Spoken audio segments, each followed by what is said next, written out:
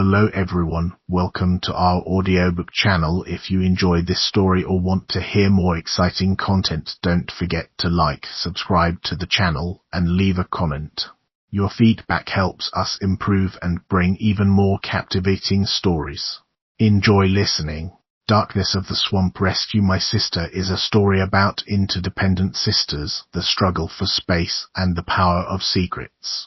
16-year-old Sky has stopped playing the knight in shining armor for her annoying younger sister Dada. Moving away seems like the perfect opportunity to start over. In her isolated new neighborhood, Sky tries to fit in, but Dada alienates everyone, becoming obsessed with the swampy woods behind her house and building monstrous sculptures out of sticks and bones. Then Dada disappears. And when something terrifying claws at Sky's window in the middle of the night, claiming she's the only one who can save Dada, Sky knows she'll stop at nothing to bring her sister home. Long may we reign. The night my sister disappears is wild, with a waxing moon sinking dull and red into the leafless claws of the trees. Mom bursts into my chilly basement room, startling me awake. I blink in the sudden flood of light framing her silhouette. Even in the split second before she speaks, it's obvious something's wrong. I'm coiled rigid on my bed, bracing for it. Sky, have you seen Dada? She barely waits for me to shake my head before she turns away. Her footsteps hammer up the stairs, her voice echoing through the house. Dada, this isn't funny.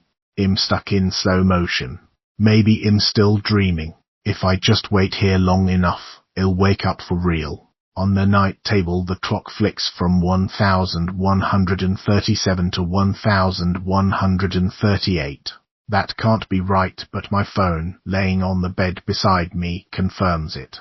A half-composed message to the group chat is still waiting for me when I swipe at the screen. How could I have slept so long? I wasn't that tired. It was broad daylight, and Dada was outside. The wind whistles and mutters at the window. Instead of fading, the fear unfurls, blooms into an almost physical thing, a near-definable quality in the air that thickens around me until I can barely breathe. I fumble to my feet. She's 13, I tell myself. She wanders around out there on her own all the time. She doesn't need me looking after her. This is some sort of trick, some sort of game, the sort of thing she'd think was perfect for the night before Halloween. I'm on my way up the stairs when the front door slams outside. Dad hurries away from the light, shrugging his coat on. The darkness swallows him, leaving only the muffled echo of Dada's name shouted into the night, over and over. Mom yanks closet doors open, hauls the couch away from the wall, slaps at every switch until the house swims with light, every corner exposed. I watch her in silence, hugging my sweater around myself, winding my icy fingers in the wool. I should help. I should do something. But the thought is distant, muted, like it's trapped under a thick pane of glass. Outside, a little cone of white light from Dad's flashlight tracks his path around the yard, the tree trunks flashing thin and grey when he turns it toward the woods. Where could she have gone? Mom cries, throwing the back door open and storming out into the garage. Dada, Dada. The seconds tick by on the grandfather clock as I stand frozen, alone in the living room. Years ago, by accident, Dada hit me in the head while she was throwing rocks in the river. That's what this is like, the ringing, muffled space before the pain came crashing in. They'll find her. Any minute now. They have to. The door to her room stands slightly ajar, and it swings open soundlessly at my touch. The closet doors are hanging wide from Mom's frantic search, the drawers pulled out from under the bed. The bedside light throws shadows all over the room. Its pale circle falls over Dada's dented pillow, the blankets rumpled, tossed aside. The bed is full of leaves, pine cones, grey sticks, forked and bent. They are heaped over the mattress in a little drift. A few of the leaves are curled and scattered on the carpet, ground into brittle fragments. Dad's voice drifts in through the open window with a spill of cold air, the distant shout, thin and ineffectual. Dada, Dada. The leaves twitch and ruffle as if they are stirring at her name. When tearing the house apart hasn't turned up any sign of her, Mom starts making phone calls. One after another, panic simmering in every word. I head for the closet to get my coat, but Mom looks up sharply from the phone. Where are you going? She demands. To help Dad. She shakes her head, and I start to protest, but she interrupts me. Stay here, Sky. She takes a deep breath, moderates her voice. You're not leaving this house. Understand? Not until we find her. There's no arguing with that. I sink into a chair at the kitchen table as Mum punches in another number. The wind whines at the windows. 2 more numbers, 2 more weird truncated conversations. Then she hangs up, lets the phone clatter onto the table, and puts the heels of her hands to her eyes for a moment. Was she here when you got home from school? I thought so, I stammer. I thought she was outside. Her boots were gone. And you didn't go looking for her after hours? We went out for one evening, Sky. We left you in charge. Trapped in my chair, I can't back away from her rising voice. I scrunch down a little lower. I fell asleep. It's not like I. Mum shakes her head, puts a weary hand out, cutting me off. I'm calling the police. I can't bear to sit next to her while she answers questions for 911, explaining how she'd gone into Dada's room to turn off her light and found only the leaves in her bed. I get up to look out the patio doors for a moment at the distant gleam of the neighbor's porch light, then put the kettle on and pull boxes of tea from the cupboard. It doesn't keep me busy for nearly long enough.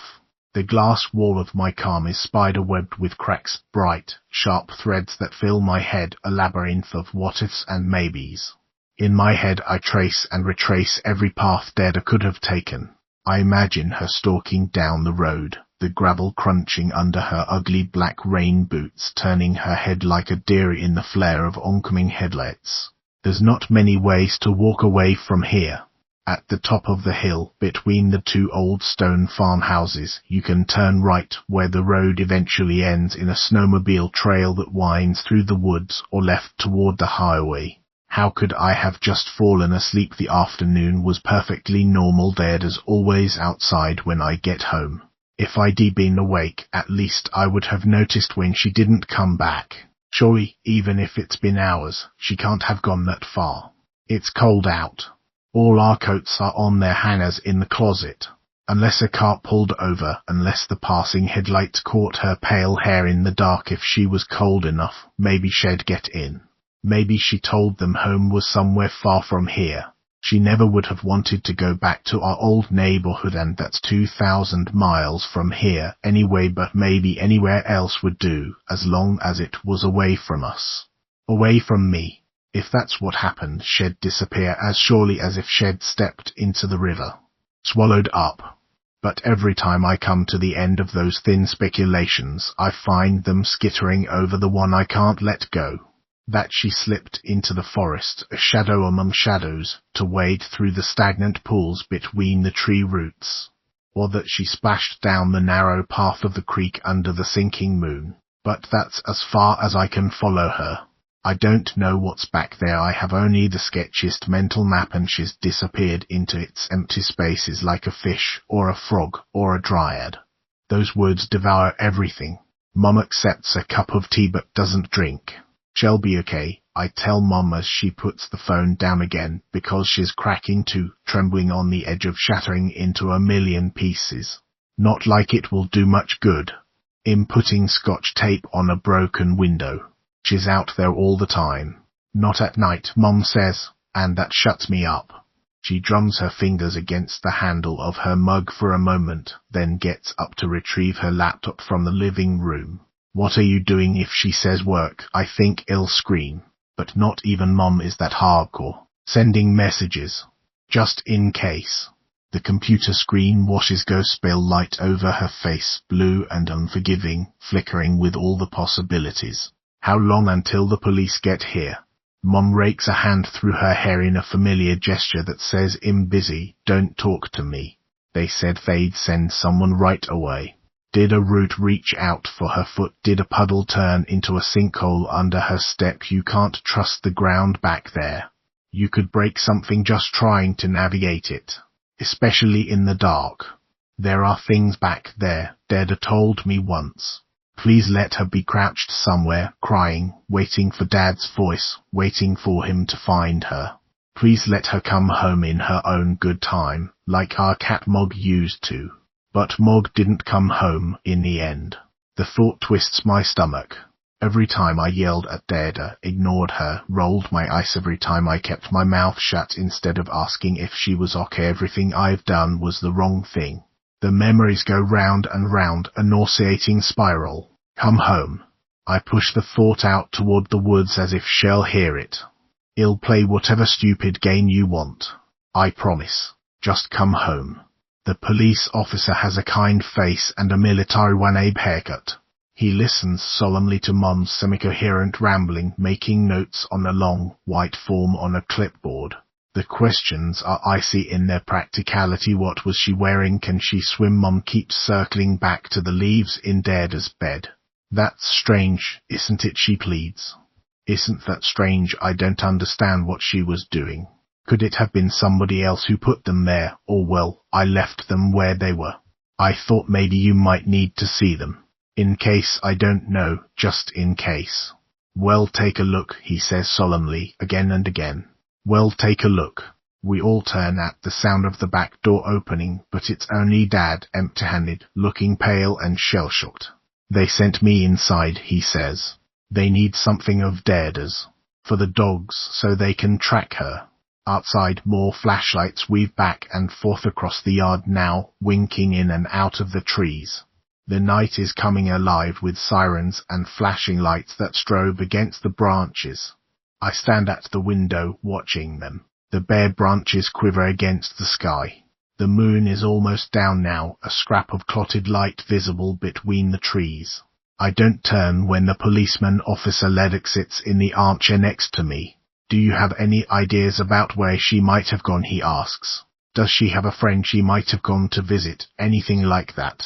Dada doesn't have friends, I reply dully. She has make-believe worlds instead. Stick monsters and animal bones. She's having some trouble adjusting, Mom adds, her voice high. We've only been here a few months, since July, and she's never had great social skills. Chest words wobble, and I glance around just in time to see the tears start sliding down her cheeks. She's just been having trouble. A flare of anger makes me turn away from her pinched, weepy face. I haven't had trouble adjusting. I'm not the reason our yard is crawling with police officers at 1 in the morning. It's Dada, as usual, who's in trouble, and it's me, as usual, who was supposed to save her. And I'm done with that. She knew I was done with that. She was outside when you got home, Officer Leddock prompts. Is that right? She likes to explore, Mom says unsteadily behind me, as I nod. She was so excited to move here. She loves the woods. How about you? Officer Leddock continues. Have you done much exploring around here? Is there anywhere we should look? Did you bring hip waders? I ask. His eyebrows go up. I sigh. It's practically a lake back there. I gave up after the first time. Maybe she found a way through that wasn't too deep. Or maybe she just doesn't care if she gets wet. She came home soaked and muddy often enough. Or you could try the castle, I guess. She means that big pile of dirt, Mom clarifies. On the empty lot next door, some of the other neighborhood kids like to hang out there. I rest my forehead against the window. The glass is cold. Castle is Dada's word for it, not mine. Yeah, that. Okay. He scrawls a few notes, frowning at his clipboard, gives me a sympathetic look. You tell me if you think of anything else, all right. Sure. They'll find her. Maybe she's just camped out somewhere, curled in a sleeping bag at the foot of the castle. Hill, dirt pile, whatever. They'll drag her home muddy and unrepentant, leaves in her hair, sticking her chin out and daring us to yell at her. Eventually the door opens, admitting men's low voices, and Mom almost knocks her chair over as she hurries to meet them. Officer Leddock follows her. I stay put by the window, waiting. But Mom's sobs start low and echo up to me, and some police officer is saying something grim and professional, and when I shuffle to the top of the stairs and look down at them, she's cradled against Dad's chest and he's buried his face in her hair. It's not Dada they've brought back. It's her boots. Part 1. Dada. This land like a mirror turns you inward, and you become a forest in a furtive lake. The dark pines of your mind reach downward, you dream in the green of your time, your memory is a row of sinking pines. Gwendolyn McEwen, Dark Pines Underwater. 1. July. The name Dada means stormy, according to Mom's old baby name book. It suits her.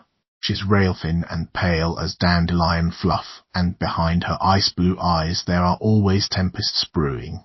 Our parents are perpetually perplexed by her. There are constant strategies, negotiations, teachers' conferences, therapists' appointments.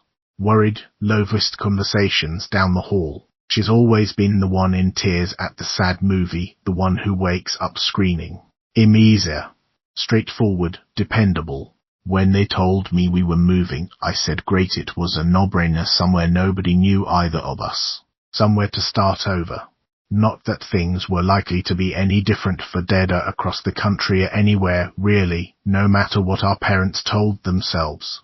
It doesn't matter how hard you dig your heels in and refuse to grow up, time marches on with or without you. At 13, she's almost as tall as Mom, all elbows and knees. She refuses to wear anything but dresses, and she leaves her hair unwashed until it's hanging in lank strings, and Mom finally orders her into the shower. She owns a bra, but after the one time last year some loser snapped one of its straps at school, she's insisted on going without. We've always been at the same school before. Not this year.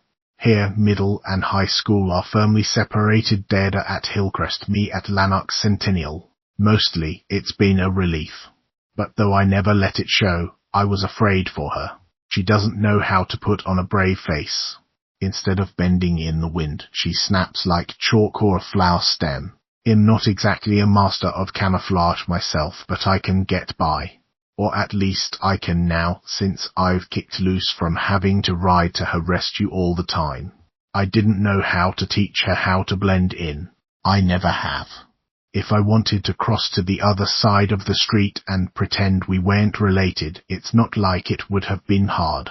I'm dark and quiet compared to her. Practical, undramatic.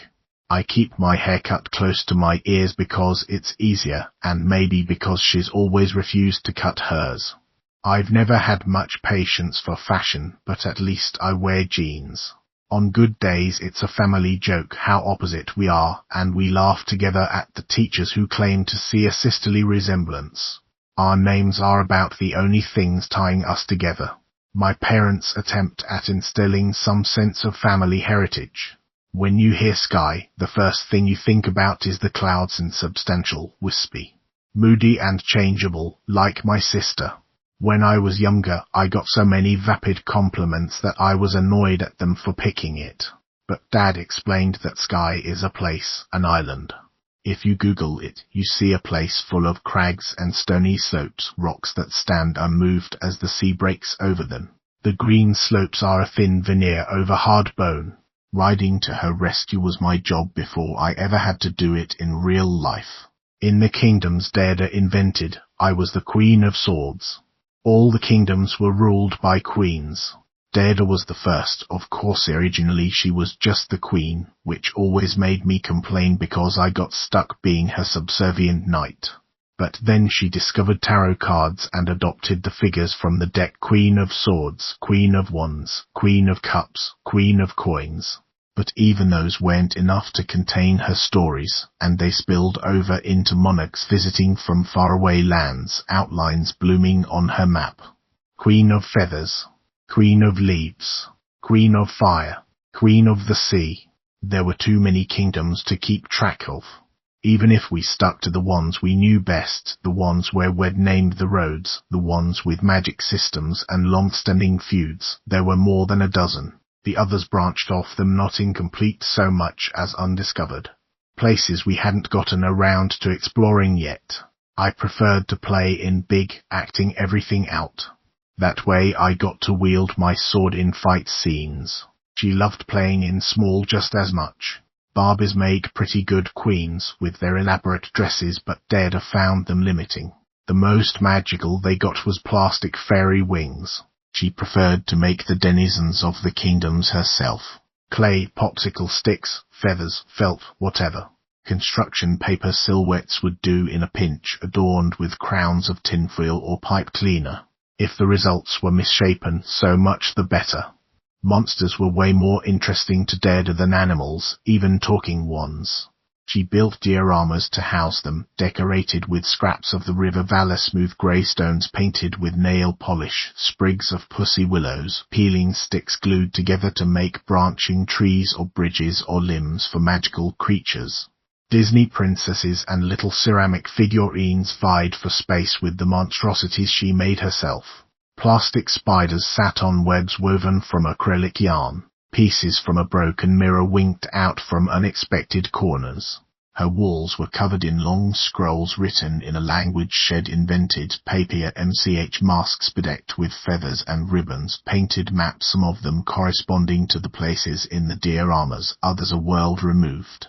Dada's role wasn't fixed with just the two of us to direct. She spun all the characters out around me. The Queen of Swords was still more like a knight of the realm, really, protecting her from villainy, following her on her epic quests. But since I got to be a queen and still be a fighter, I accepted that position without dispute. I became sort of a queen errant, too restless for the throne, lending my peerless martial skills to worthy causes wherever I found them. My kingdom had been attacked and overrun in my absence, I think. It was very tragic. Most of Dada's stories turned out that way in the end.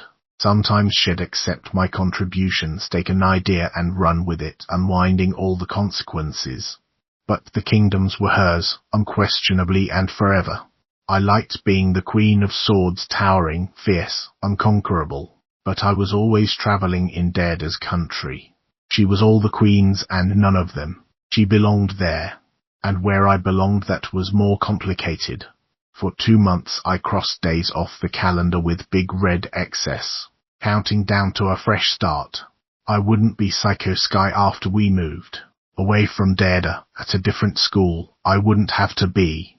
It was a grueling 3-day drive, and we pulled into the neighbourhood past 10 o'clock, all of us tired and frazzled, Mog yowling in her carrier, Mom yelling at the GPS. The new house was only a year old, and it stood alone on its street, an island of welcoming yellow light. We ricocheted through it, running from room to take it all in. It didn't take long. Dada and I would be sharing a room, a prospect she claimed to be excited about. I wasn't so sure. I smiled and nodded for Dad's benefit when he showed me the dank little corner room in the basement that he planned to transform for me. The floor was bare concrete, a low opening in the far wall revealing a dark, spiderwebby crawl space. A ragged rectangle, traced in marker across the plastic skin of the insulation, would be a window. It looked like something Dada might have drawn there, pretending it was a magical secret passage. Nothing to it, Dad said, hugging my shoulders and giving me a reassuring little shake. Right. Dada kept coming back to the tall windows that filled the back wall of the living and dining rooms. The light from the house vanished across a long, grassy slope, and beyond that the woods were an undifferentiated wall of shadow darker than the sky. She sat there looking hungrily out at them even after Mom and Dad went to bed. While Dada sat perched by the window, I made midnight fries. Cooking was only going to make the heat more oppressive, but rituals were rituals, and she insisted. The sticky dark pressed up against the glass, and a fan purred in the corner, pushing the air around.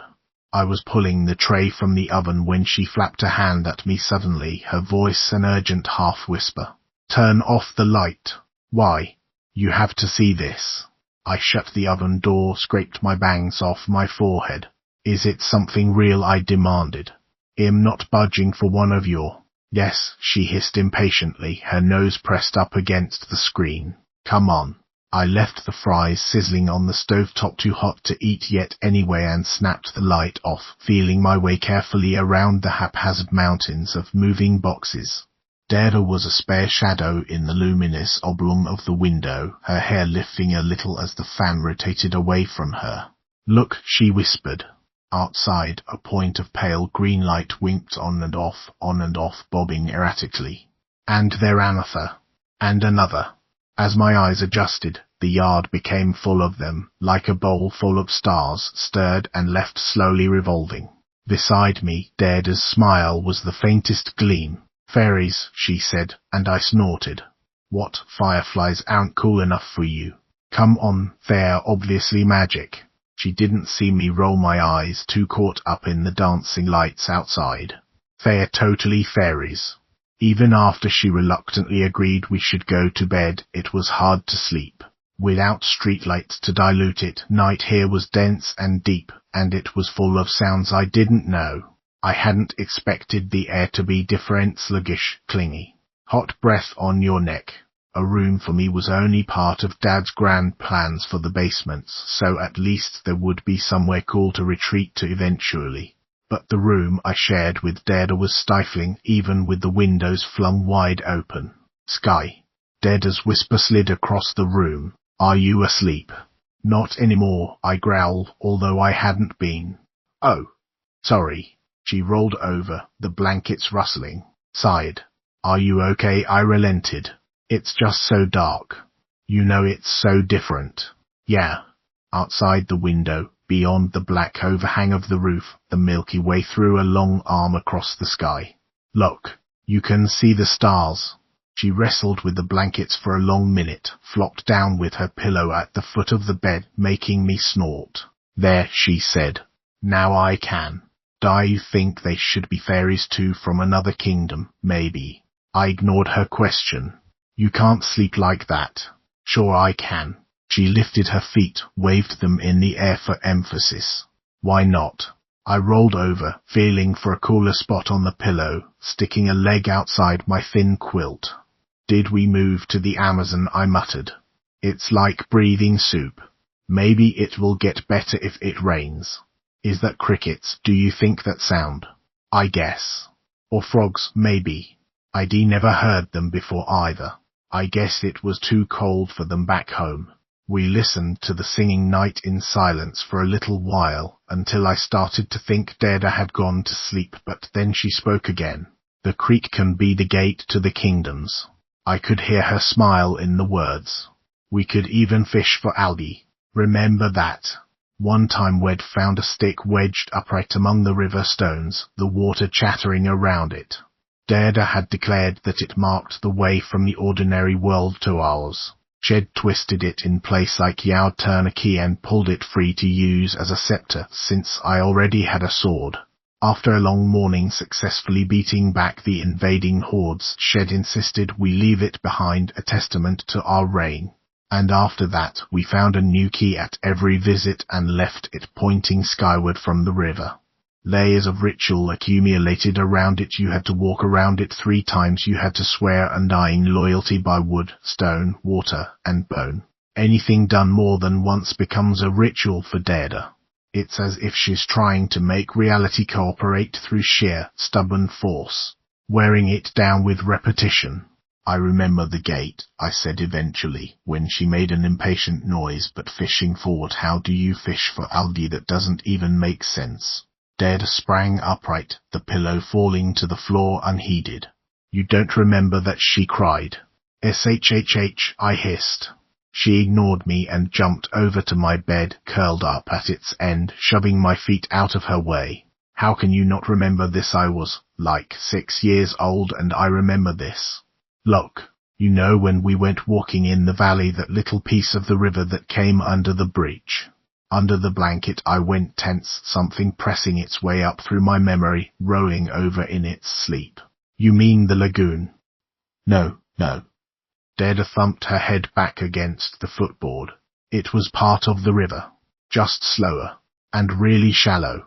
There was all that tall grass, remember, and it froze solid in the winter." "Right." I rolled my shoulders, forced myself to relax. That chattering tributary was the scene of 100 memories, after all, most of them benign. We'd gotten in the worst trouble one time for walking on the ice there. We hadn't been in any danger. We'd punched through the ice with rocks to see how thick it was, and found just the slick riverbed underneath, the barest trickle of water. Though, of course, it had been no use telling Mom that. We used to try to catch water bugs there, but it was too hard because they were so fast and tiny.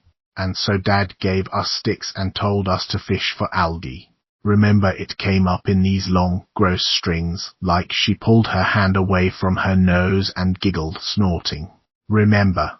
I smiled back in the dark unevenly. It sounded like something we would do. This is going to be great, Dada said with a sigh of satisfaction. Her upturned face was a faint pale oval in the starlight. Imagine. It'll be like if we had the valley all to ourselves, just for us. The valley. Long after Dada crawled back into her own bed and finally grew still, her breathing evening into sleep, I lay there listening to the alien chorus in the woods, the memories pulling me along. Down the plunge of the ravine, along the bike path that wound down to the river at the bottom. Beneath the houses perched at the crests of the hills on either side, silhouetted against the thin clouds. I knew when I walked there for the last time, past the furry petals of crocuses in the brown grass. But I'd been back in my dreams.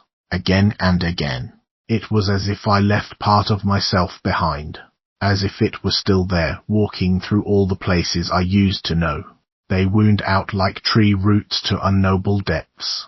Maybe that's what it means to put down roots in a place, laying down paths that you can trace with your eyes closed. All the places that make you who you are. All the things you wish you could forget. I had no roots here. The forest had its own depth. It was a sinkhole, bottomless. But we floated on its surface like leaves in water, unanchored. It didn't matter, I told myself over and over. Didn't matter. You could pull up a plant, set it down in new soil. Roots could be severed. I didn't tell Dada about the dreams, the footsteps that dogged me, though she'd have understood. I didn't want Dada to be the one who understood. I'd help Mum plant a new garden. I'd help Dad finish the basement. Left behind in the dark, those roots would disappear eventually. And I'd grow upward, toward the light. 2. Officer Leduc takes pity on me, trailing uselessly around the kitchen, and puts me in charge of making a page for the search. I set it up as dawn starts to show around the edges of the sky. Mum manages to track down a picture on her thumb drive where Dada's actually smiling. I'm tempted to tell Mum that nobody will recognize her if we post that. She looks so innocent, squinting into the camera in the sun. Her white blonde hair is braided, probably by me. She's wearing a blue sundress that makes her look about 3 years younger than she is. But in the end, I can't bring myself to say anything, and I post it dutifully. Retweet the police, share posts from the news stations as they start to pick it up. The day turns crisp and pumpkin golden, and the police go on scouring the neighborhood, knocking on doors, asking questions, looking under decks, in sheds. Following dogs back and forth across the face of the forest, in and out of the tangle. I close the window but can't shut out the voices, the barking, the pulse of helicopter blades. Heavy foreign footsteps echo through the house, a counterpoint to Mom's tearful voice. The doorbell rings more constantly than it ever would for trick-or-treaters, heralding a parade of reporters and neighbors bringing food: lasagna, chili, muffins, bread. I'd kind of forgotten that other people live here, that there are actual human beings behind the blank closed faces of the houses scattered up the hill. We're not even a suburb out here. Exurb, Mom called it once. A tiny constellation of human presence perched on the edge of the swamp. One of the casserole bearers is a boy with long, wheat-colored hair pulled into a messy ponytail, broad-shouldered in a black and yellow Lanark Centennial athletic jacket. William Wright. He stands waiting on our doorstep, his hands buried in floured oven mitts to carry a big white ceramic dish. I should be glad to see him. I could have summoned him by text any time today if I wanted a shoulder to cry on. That's probably what he's hoping for, a chance to be the hero. The thought makes me want to disappear back down the hall above the foyer, so he'll have to leave his offering there and go away. Before I can act on the impulse, he glances up and meets my eyes through the glass, offers an awkward smile, lifts the casserole apologetically. "Hey," he says when I open the door. "I brought dinner." I don't tell him that he's only the latest in our stream of visitors. He's the first one my age, anyway. "Thanks," I say instead. "Do you mind if I come in? This is just, kind of hot. Where can I? Just put it on the stairs, I guess." I stand back to let him in, and he deposits it on the carpeted step, pulls off the silly oven mitts. "I'm really sorry," he says. "About your sister. I mean, I hope she's okay." I'm probably giving him the look that makes Dad roll her eyes. When I slip into it in front of other people, they get shifty and uncomfortable. But William knows it by nose, teased me about my resting bitch face often enough. Anyway, better stone-faced than crying. There's no way I'm crying in front of William. "I thought, did you want to talk about it? We don't have to, but..." I shake my head, fold my arms. He returns my stare for a moment, at a loss, then glances back out the window at the giant police trailer filling half the drive with their mobile headquarters, Officer Leduc explained. Beyond it, the road is lined with vans from the news stations. An ambulance waits off to one side, just in case. Police officers hurry back and forth, and cameramen and neighbors stand around in little knots. Ants milling around a nest. Has this all been here since last night? Basically. There, I sound sort of human again. It's kind of a circus. Do they need volunteers or anything to help? Look. I don't think so. I don't know. They've got the helicopter, right, and the dogs. He nods, sympathetic. There's a long silence. Flash forward to what I can expect at school as that girl with the missing sister. No one will know what to say, including me. Count on Dad to ruin everything, leave me cut off, spreading awkward silence like a plague. I can practically hear her sniff of satisfaction. But William's trying, at least. He's here. He's making a gesture. I kind of wish he hadn't. "If there's anything I can do, let me know," he says finally. "I'm around, if you want some company or anything. I'm guessing you're not going to be at Kevin's tonight." I shake my head again. I would rather be just about anywhere other than here. But my presence at the party would be either a total downer or inexcusably weird. I don't need everyone watching me, waiting for me to fall apart. I definitely don't need to fake my way through dealing with Kevin. It's not like he's going to miss me. My tone makes William's eyebrows go up in surprise, though he covers it with an answering shrug. I'm off balance, forgetting the rules.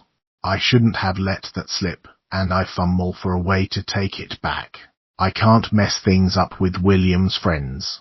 My friends, I correct myself. But the idea feels angular and foreign in a way it didn't yesterday. Like a stone in my mouth. He's your friend more than mine, is all I come up with after a too long pause. Well, you kind of intimidate him. That's what Sophie said. I sigh. I don't know. You manage to hang out with me without being a douchebag. Somehow. His smile is brief, self-deprecating. Look, forget I said anything, okay? I don't mean to be bitchy. I think you're allowed. And anyway, it's Kevin. He kind of brings it on himself. Yeah. Well, anyway, I'm sorry. I'm just. Don't worry about it. Seriously. There's another silence. He passes the oven mitts from hand to hand for a moment before meeting my eyes again. Well, it'll get out of your hair. Text me, okay? Sure. I try not to sound too relieved. Thanks. I will. I hope they find her, he says, retreating through the door. Yeah. Me too. They haul me upstairs out of hiding so the social worker can talk to all three of us together. To get a picture of the family situation, she says. To get an idea of why this happened. Janelle, as she introduces herself, is an ample, mother-looking person with a waterfall of black curls, bright red lipstick, and a soft, high voice. My mom looks cold and hard sitting beside her, eyes redrimmed and haggard but her back poker straight. You said she was having some trouble, Sarah, Janelle prompts. Is that right? Mom gives a tight little nod. Could you tell me about that? She's always had trouble making friends, Mom says. She and Sky were really close, and that was just all she needed, I guess. I study the carpet and refuse to respond. She didn't quite know how to connect with other kids. She was just solaced in her own little world, really. And lately, well, Sky's been making her own friends, and Deirdre kind of felt like she'd been left behind. I kick at the legs of my chair. I'm not listening. This is not my fault. My armor is forged from steel plates. Mom's barbs bounce right off me. Is that how you output it, Sky? I mumble an indifferent response. Mom gives an aggrieved little huff, looks away out the window. The learning resource staff at Hillcrest said you'd been in touch about seeking counseling for Deirdre. She's always been kind of explosive, Dad puts in, and we keep trying to get a handle on it, but... Mom doesn't raise her voice. Her mouth is a thin line. Oh, Sarah, come on, don't start. Who's the one who always takes time for appointments? Who's the one making the phone calls? We talked about this. Didn't we talk about this? You're the one with an office job. You're the one with the flexibility. All right, let me jump in here, Janelle interrupts. Brent, what is it you do?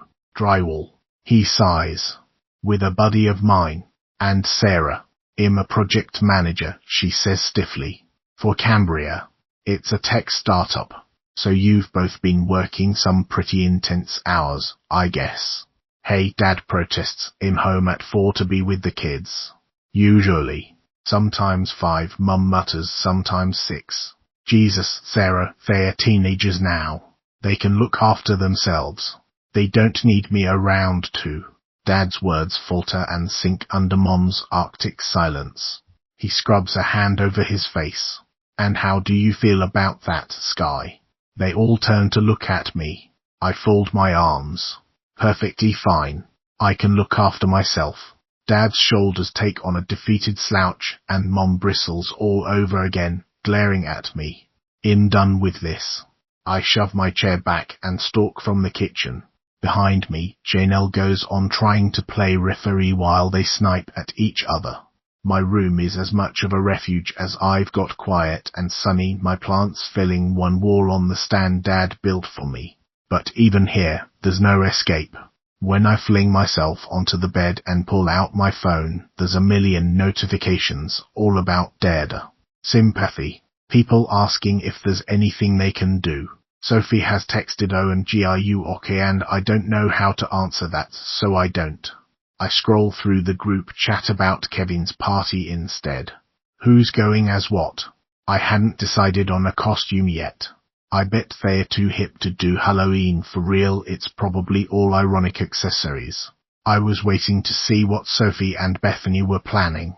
Not that it matters now.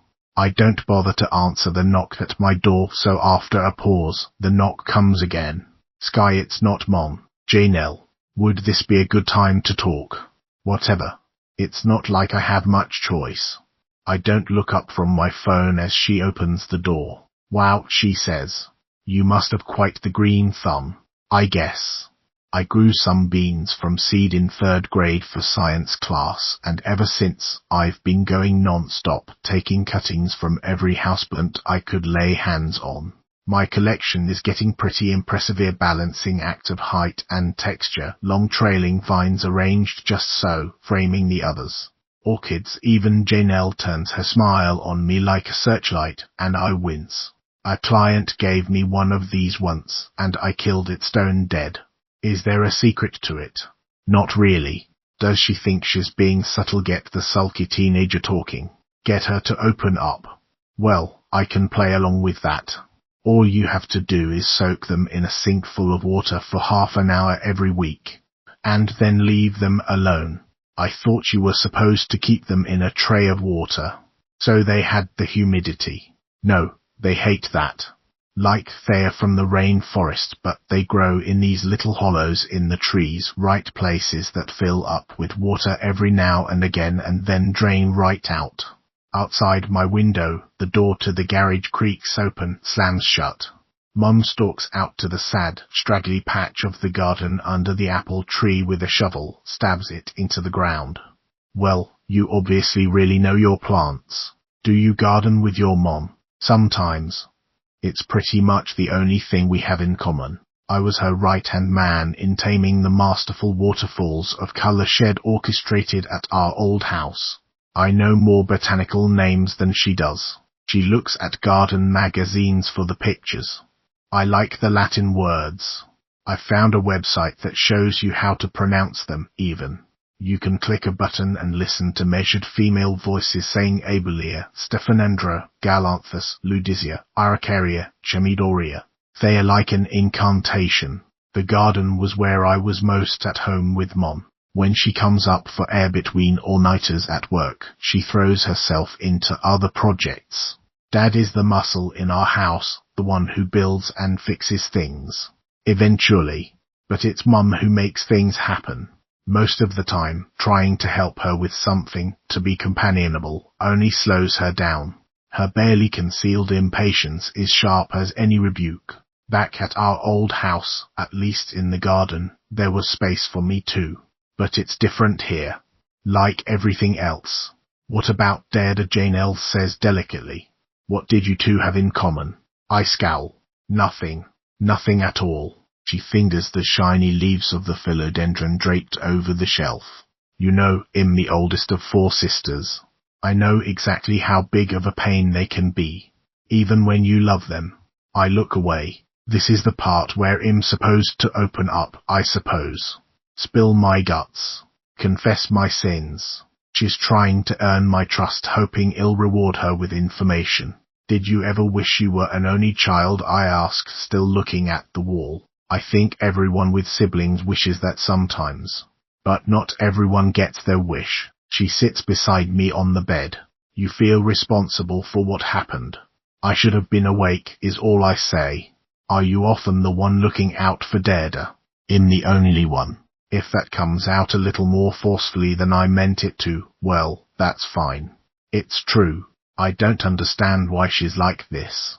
It's like she can't even see herself in the mirror. And people used to talk about her all the time. At school, they did more than talk. But I'm not going there. It's an awkward age, Janelle offers. Growing up is hard sometimes. I'm sure you had your own bumps in the road. That's one way of putting it. I hunch my shoulders against the thought. Awkward. Whatever. She makes it awkward. She makes herself the target. She just refuses to grow up. It makes no fucking sense. It's like she's doing it on purpose.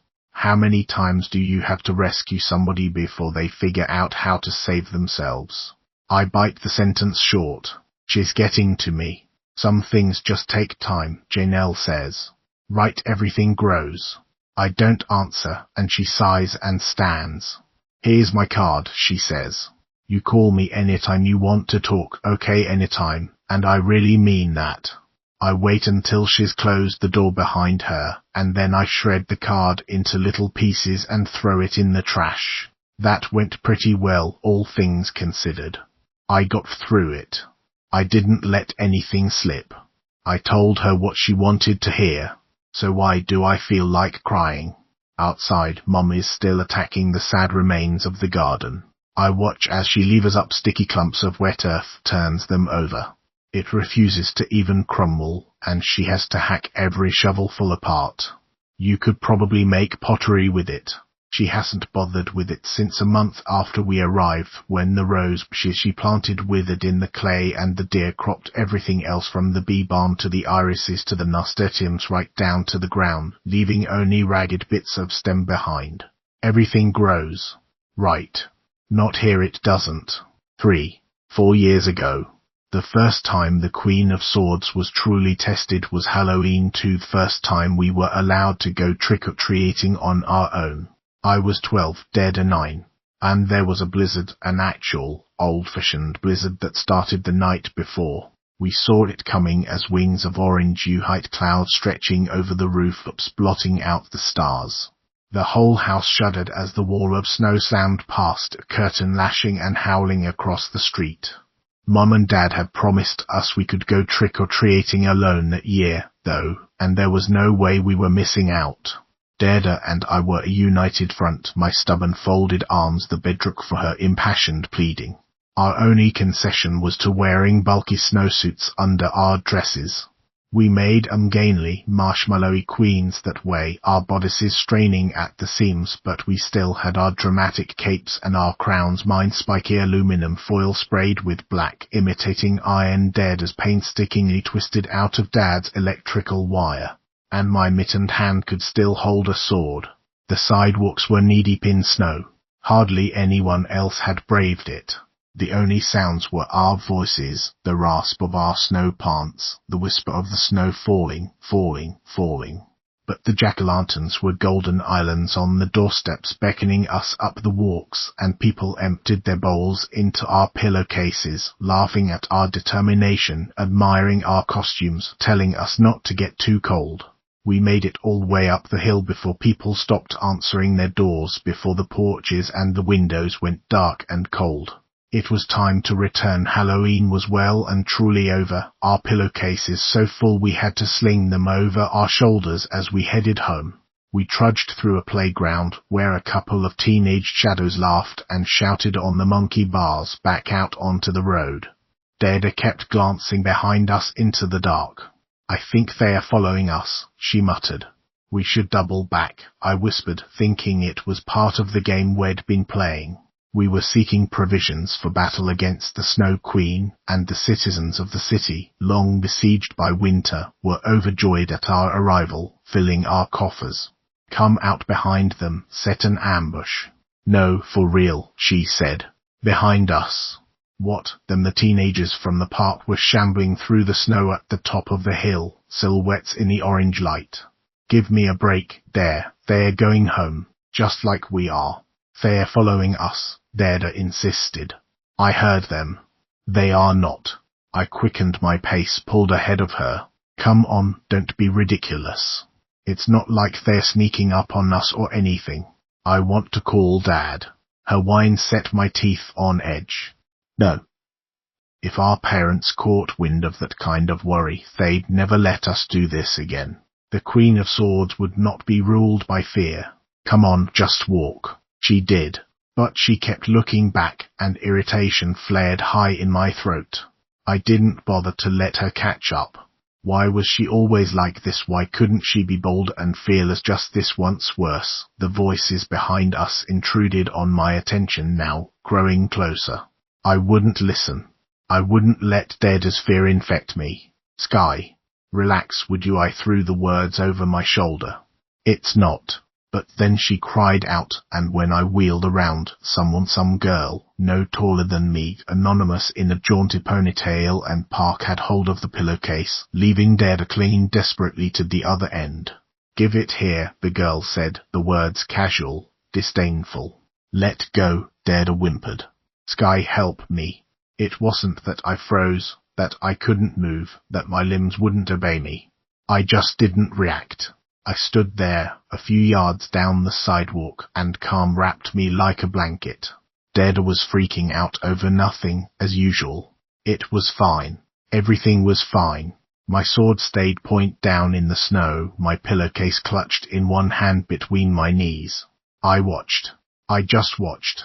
We're bigger than you, the other girl said, grabbing a handful of the pillowcase. Come on. No, Dada wailed. That's not fair, you can't just take it. It's mine. What are you going to do about it? The first one demanded. Are you going to cry? Are you going to call your daddy? Princess Emma Queen. Dada's voice rose a notch, and they laughed. And my sister will hurt you, Sky, do something. Yeah, Sky, do something, they echoed, mocking, daring me to wade in and take them on. But I didn't. I didn't move. Together, they yanked the pillowcase back and forth like they were taking a toy from a dog, and Dada lost her grip and fell headlong into the snowbank. They retreated back up the hill as she floundered free, spitting snow, her crown askew. They didn't even bother to run. Their laughter clattered back down to us. The snow was falling thicker now, shrouding them from sight, letting them disappear. That's when it occurred to me that I should speak. That's when it broke over me, fear. The knowledge that something bad had happened, shouldn't have happened, that shed being right. Why didn't you do something? Dada cried, staggering upright. Snow clung to her hair in clumps. How could you just stand there? I had no explanation. There wasn't one. I thought, I don't know, I just thought. Some champion you are, she sniffed and soldiered past me. Dada, I'm sorry, I panted, finally coming unstuck to catch up to her. I don't know what happened. I just... Whatever, she said bitterly, not looking at me. We slogged the rest of the way home in silence. Wow, that's quite a haul, Dad said when we pushed through the door. But, there, where's yours? Hers ripped, I said before she could speak, so I put it in here. This is both of ours. Halloween tradition demanded that we sit at the kitchen table afterward and eat as much candy as we could stomach. Dada took a listless bite of a Reese's peanut butter cup as I fielded questions from our parents, hoping my cheerfulness sounded natural, that they wouldn't notice her silence. Mom, I said abruptly, I want to take karate or something. Some sort of martial arts. Can I do that? She blinked, looked up from the computer. Sure, I guess, if you want. What brought that on? So I can be the Queen of Swords, I said. The Queen of Swords knows how to fight. We don't have to worry about you getting into fights or anything, do we? Dad said it like it was a joke, but it was a real question underneath. No. I looked at Dada. She met my eyes steadily, grave and regal. I'll only fight monsters. Mom and Dad exchanged a glance, and Mom shrugged and pulled up a browser window. I'll see what I can find. Here, Dada said, pushing a Mars bar across the table to me. They were my favorite. Spoils of war. Some champion you are. After that Halloween, I was the perfect champion, thank you very much. Mom's digging unearthed a little club that trained at the university, run by a grey-faced biochemistry professor, semi-retired Sensei Matt to me and his lieutenants, Sensei Aisha and Sensei Alex. I loved it from the second Sensei Aisha greeted me at the door to show me how to bow my respect every time I came in. Warm-ups, katas, sparring, all of it was magical. That was my kingdom. And the next time when Dada stood red-faced, her hands balled in useless fists outside a laughing circle with some girl in the middle holding her sparkly pink notebook aloft to read it aloud, I didn't hesitate. I plunged through the line, seized the ringleader's hand in both of mine, twisted down and away until she squawked and dropped Dada's notebook in the snow. It happened so fast. It was so easy. I held her there, staring into her wide, frightened eyes, and stood transfigured, draped in righteous calm. It was a whole different world. You'd better leave her alone, I said. I let her scuttle off to join her friends, who had scattered away from me to regroup across the yard, and turned my back on them. That was amazing, Dada breathed, the notebook clutched to her chest. I'm the Queen of Swords, I told her, and let my grin escape. Just don't tell Mum and Dad. It worked so well for a while. It was like keeping lily beetles in check, picking them off before they multiplied.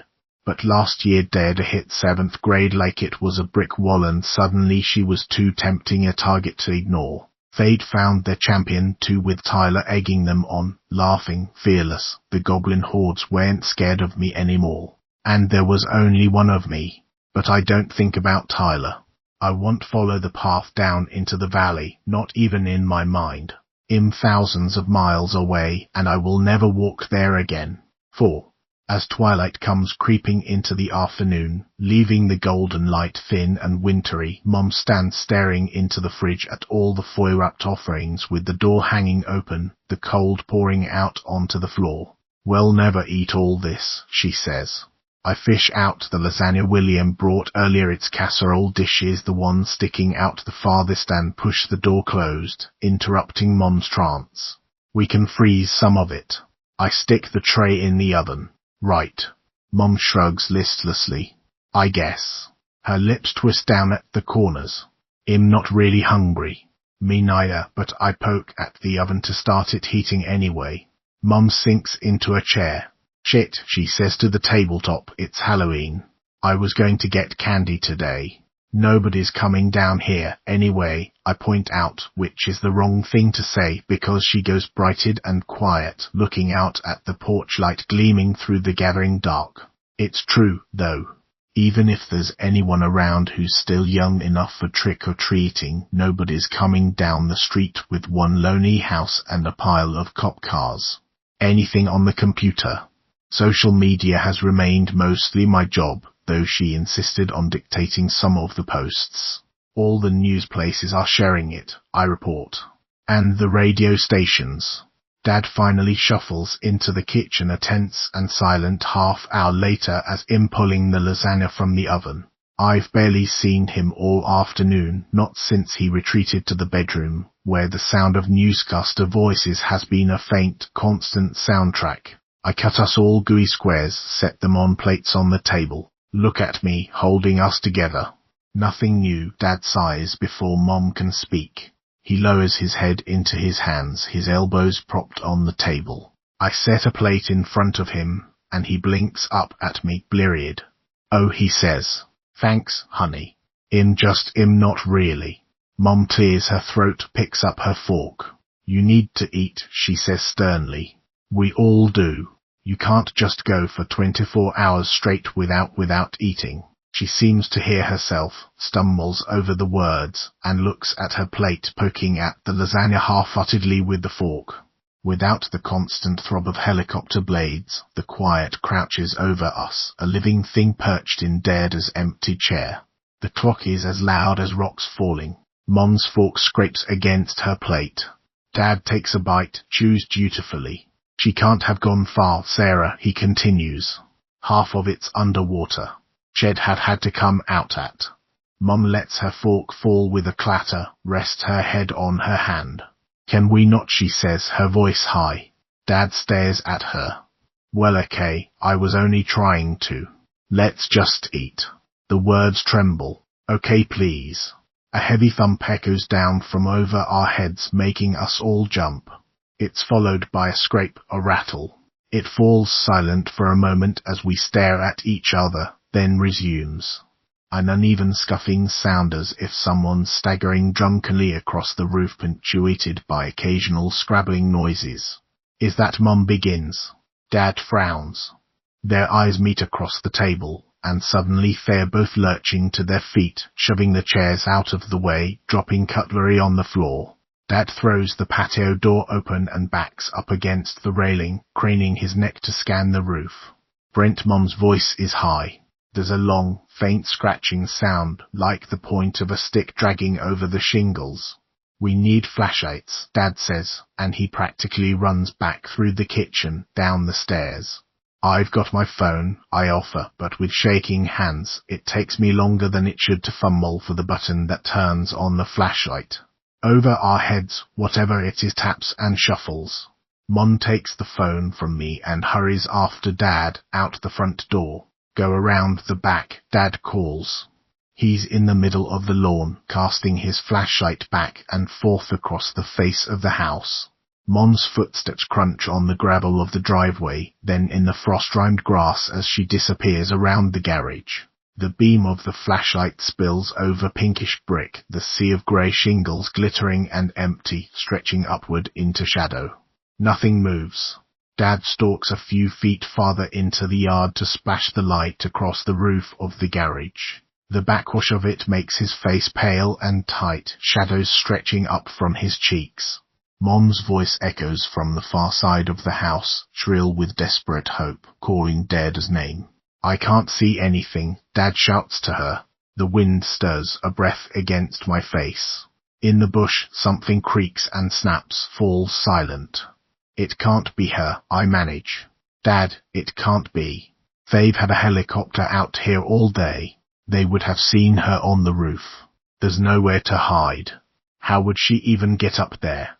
He doesn't answer, just puts an arm around my shoulders, hugs me close. He doesn't look away from the roof. Maybe it was squirrels, Dad ventures, breaking a long silence as Mum reappears around the corner of the garage, shoulders slumped in defeat. Or raccoons. I hope they're not in the attic or something. They could cause an awful lot of damage up there. Mum doesn't answer. Dad doesn't voice the possibility that maybe it's Dad hiding up there, but he declares that he's going to go check, hurries into the house. Go on in, Sky, Mom whispers as the door falls closed behind him. I'll just go around the house one more time. Okay, go in and tell me when you hear it. The scratching, tapping noises are still there. I yell down to Mom in the backyard from the window, and she flicks the flashlight beam from my phone back and forth while Dad hauls a ladder upstairs, pushes the attic hatch aside. By the time he climbs back down, the sounds are growing fainter, like someone drumming on the roof with their fingers. That's almost worse. It makes me think of spiders. By then, even Mom has to admit that if there is something on the roof, it can't be Dad. I thought I heard Mom shakes her head as she kicks her shoes off. It doesn't seem possible, but I could have sworn I heard a bell. Do you think it was Mog? I ask. On the roof. After all this time she makes a doubtful face but sighs. Maybe we should put some kibble out. Just in case. We go back to the table, to our cold abandoned plates, and silence falls again. Mum scans the ceiling anxiously. Dad takes 2 reluctant bites and then sits back with a sigh. His head droops, and for a second I'm sure he's going to cry, and I don't know how any of us are going to keep it together if he cries. But he sits up with a jerk. He was falling asleep. Mom's eyes are the ones filled with tears. Dad, I say. He blinks at me. Dad, you should go to bed. Yeah, he mumbles, pushing his chair back. Yeah. Fair enough. Wake me up later, okay, Sarah? I'll take a turn waiting up. Mom doesn't answer, and eventually he sighs and shuffles from the room. That leaves me and Mom facing each other. She forces herself through half her lasagna before she pushes it aside, her eyes still dangerously bright. You can go to bed too, if you want, Mom says. But the words have a brittle edge that tells me there's only one right answer. No, it's okay. I'll stay up. We have to leave the lights on. All of them. So she'll see them. That's what they told us to do. And leave the windows open, in case we might hear something. I was there when Officer Leddock explained this before leaving for the night. But I nod anyway. She drums her fingers against the table, then gets up, sets a dish of cat food outside the patio door, closes the screen. I may as well try to get some work done, she says, and for once it's a relief. Something to take her attention off me. When she's about to pass my chair, she stops suddenly and leans over to gather me into a hug. I freeze for a startled second before managing to return it. Mom's not usually a huggy person. Her voice breaks as she speaks into my shoulder. Oh my God, Sky, what are we going to do? I can't stand it. It's okay, Mom. It's not. Of course it's not. They'll find her. She straightens up, shaking her head, lips pressed tight together, and disappears into the living room. After a moment, the clatter of her keyboard rattles into the silence. Icy air from the patio door spills over my feet. Outside, night is deepening across the yard, imperceptibly as a flower opening, full of whispers and shifting leaves.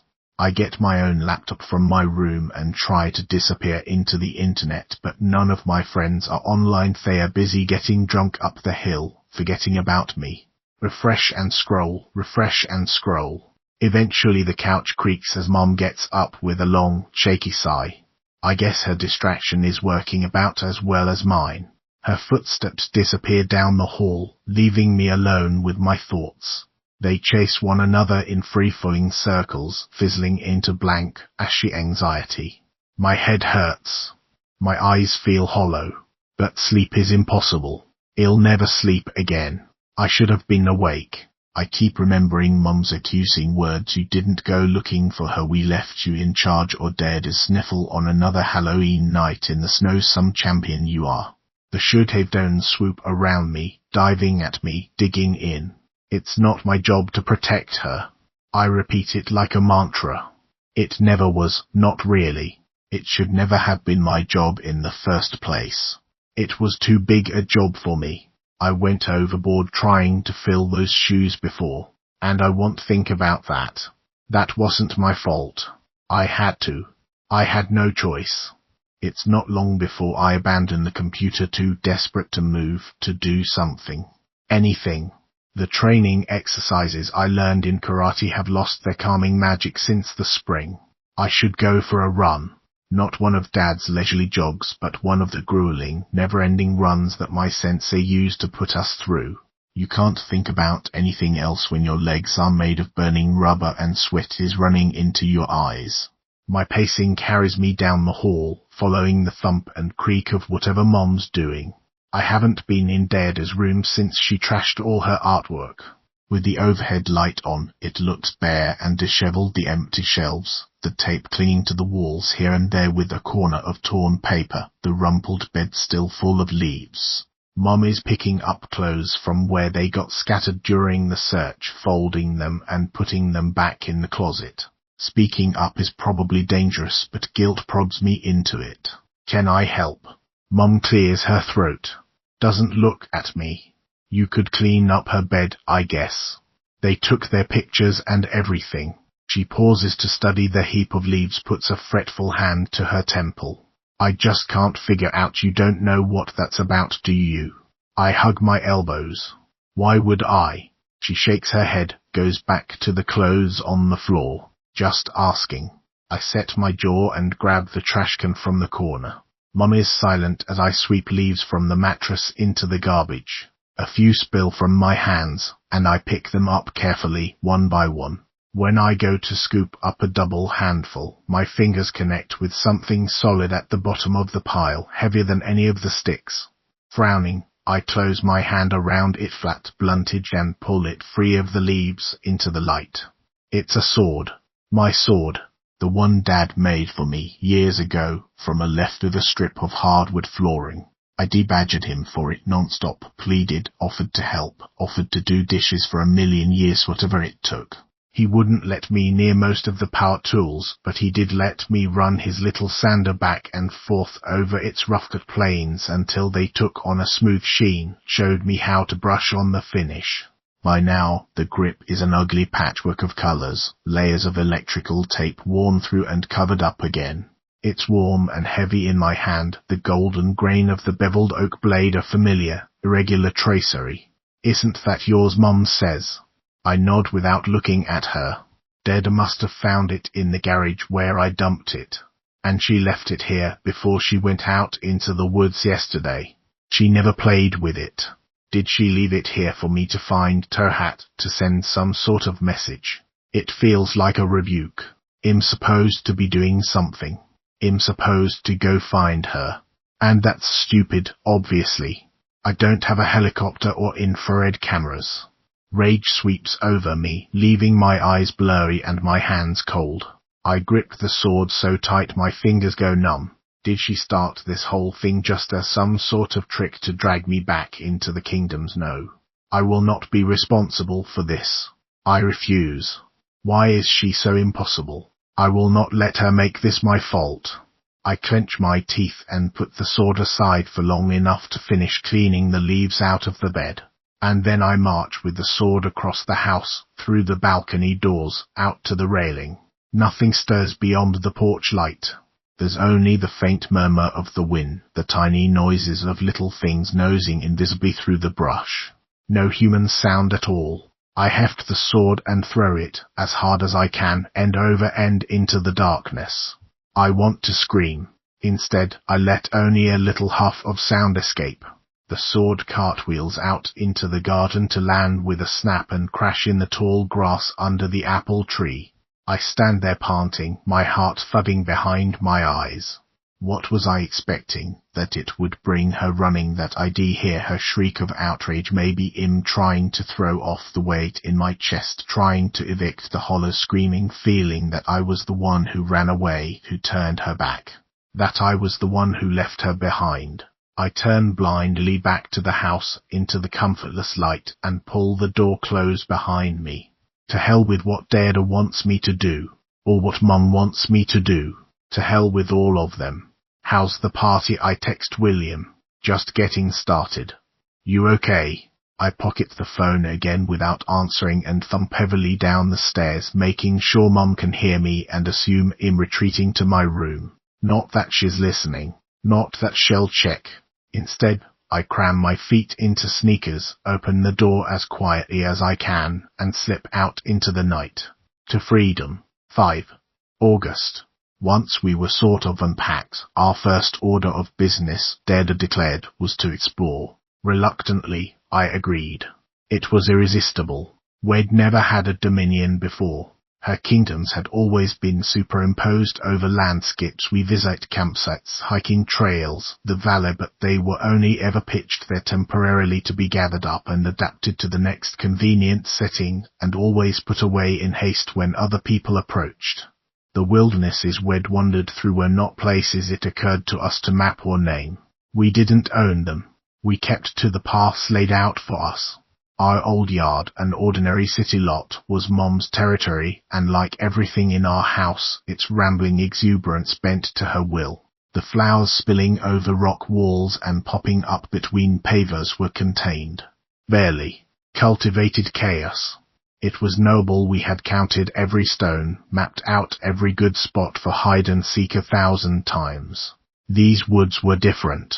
Dad said our lot was 2 acres, stretching back into conservation wetland in a thin spaghetti strip.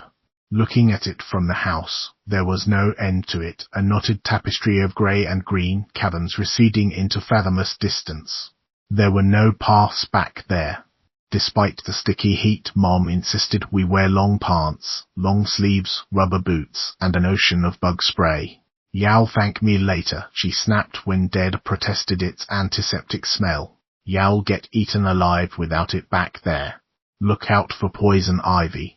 You know what that looks like, right? Leaves of 3, let it be and stay within sight of the house." Yeah, I grumbled, pulling my shirt away from my back where it was already clingy with sweat. Mog darted between our feet to slip out the door as we left, almost tripping me despite the bell on her collar announcing her approach.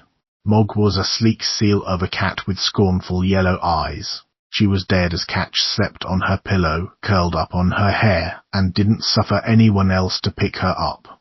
Since we'd arrived, she'd been unstoppable, the terror of the countryside.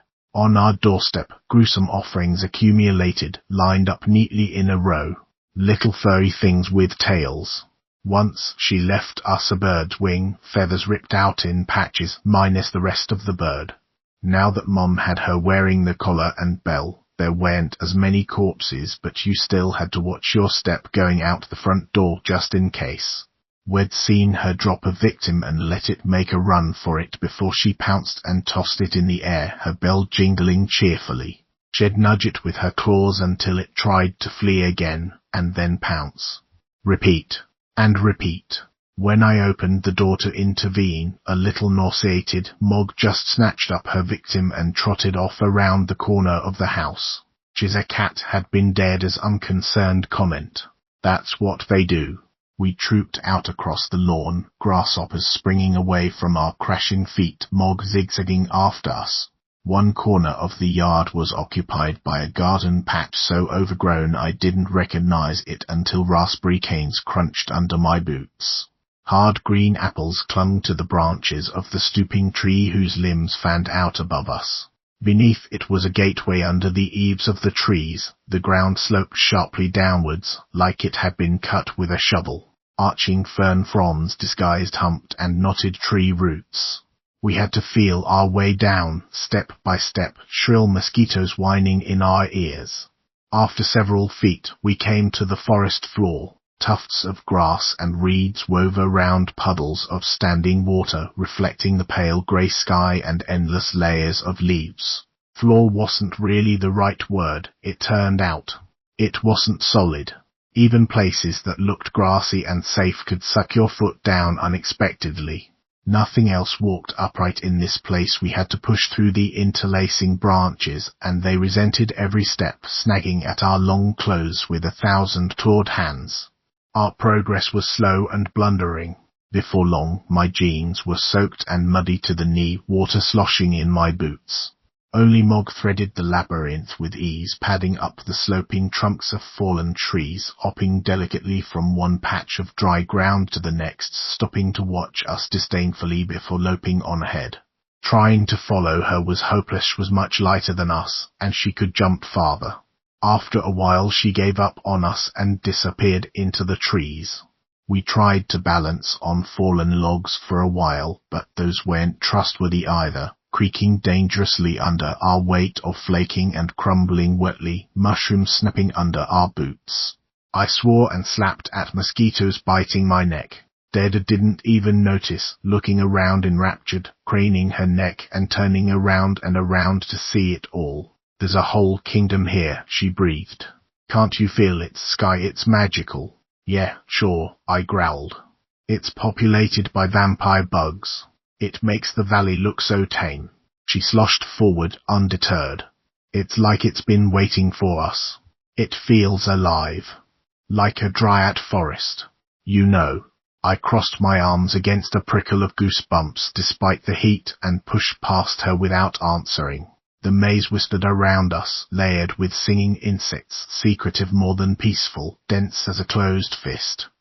After an eternity of crashing through the muggy, airless brush, Dada struggling along behind me, Sky weight up, I stumbled into the creek that cut between our lot and the next one over. It was sluggish, choked with cattails, its bottom murky and indeterminate, sucking at my boots. But at least it was a space between the trees, a gap in the endless thicket of branches. Even there, they leaned over me, reaching across the sky. Sky Dada called after me, protesting, as I started to slosh through the water. "Not that way, I want to see what's back there. We have to stay within sight of the house. Since when do you care what Mom says, and anyway, we can't get lost if we're following the water. It's..." "Come on," I yelled over my shoulder. After a long moment, she fell into step behind me, muttering under her breath. Eventually, reluctantly, the cedars parted to reveal the house on our right. All that, and we'd only crossed the yard.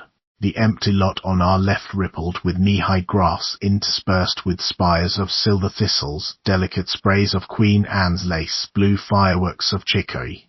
It blended gradually into the woods, a swelling tangle of small trees and bushes. On the far side, rising out of it, was a huge mound of dirt, 1.5 times taller than either of us, wide as the house. Its peak was tufted with grass and weeds, one side left raw and bare, like a cresting wave. Dada pushed through the reeds that flanked the creek and headed straight for it. I shoved my sweaty, tangled hair out of my face and followed her. Crickets fell silent in our wake. "This is amazing," Dada's voice drifted back to me as she disappeared behind the dirt pile. "Dada, can we go home already, please?" She levered herself up to the crest of the pile, stood carefully, and walked along its edge, her skinny arms flung wide not for balance, but in a gesture of ownership. "We should call it something," she yelled down to me. "What? This doesn't it look like a castle with ramparts and everything? Come on, Sky, you can climb right up the back." I followed her, grabbing handfuls of yellowing grass and digging my toes into the crumbling soil until I could plunk myself down beside her, my feet dangling over the edge into the air. I had to admit, I could sort of see what she meant. The dirt pile backed up against the edge of the forest, and the block spread out before us, the empty lot full of dancing grass, the black twist of the creek, the trees encroaching in a ragged line where the bulldozers must have stopped. The road running away from it, up the hill, disappearing around a corner.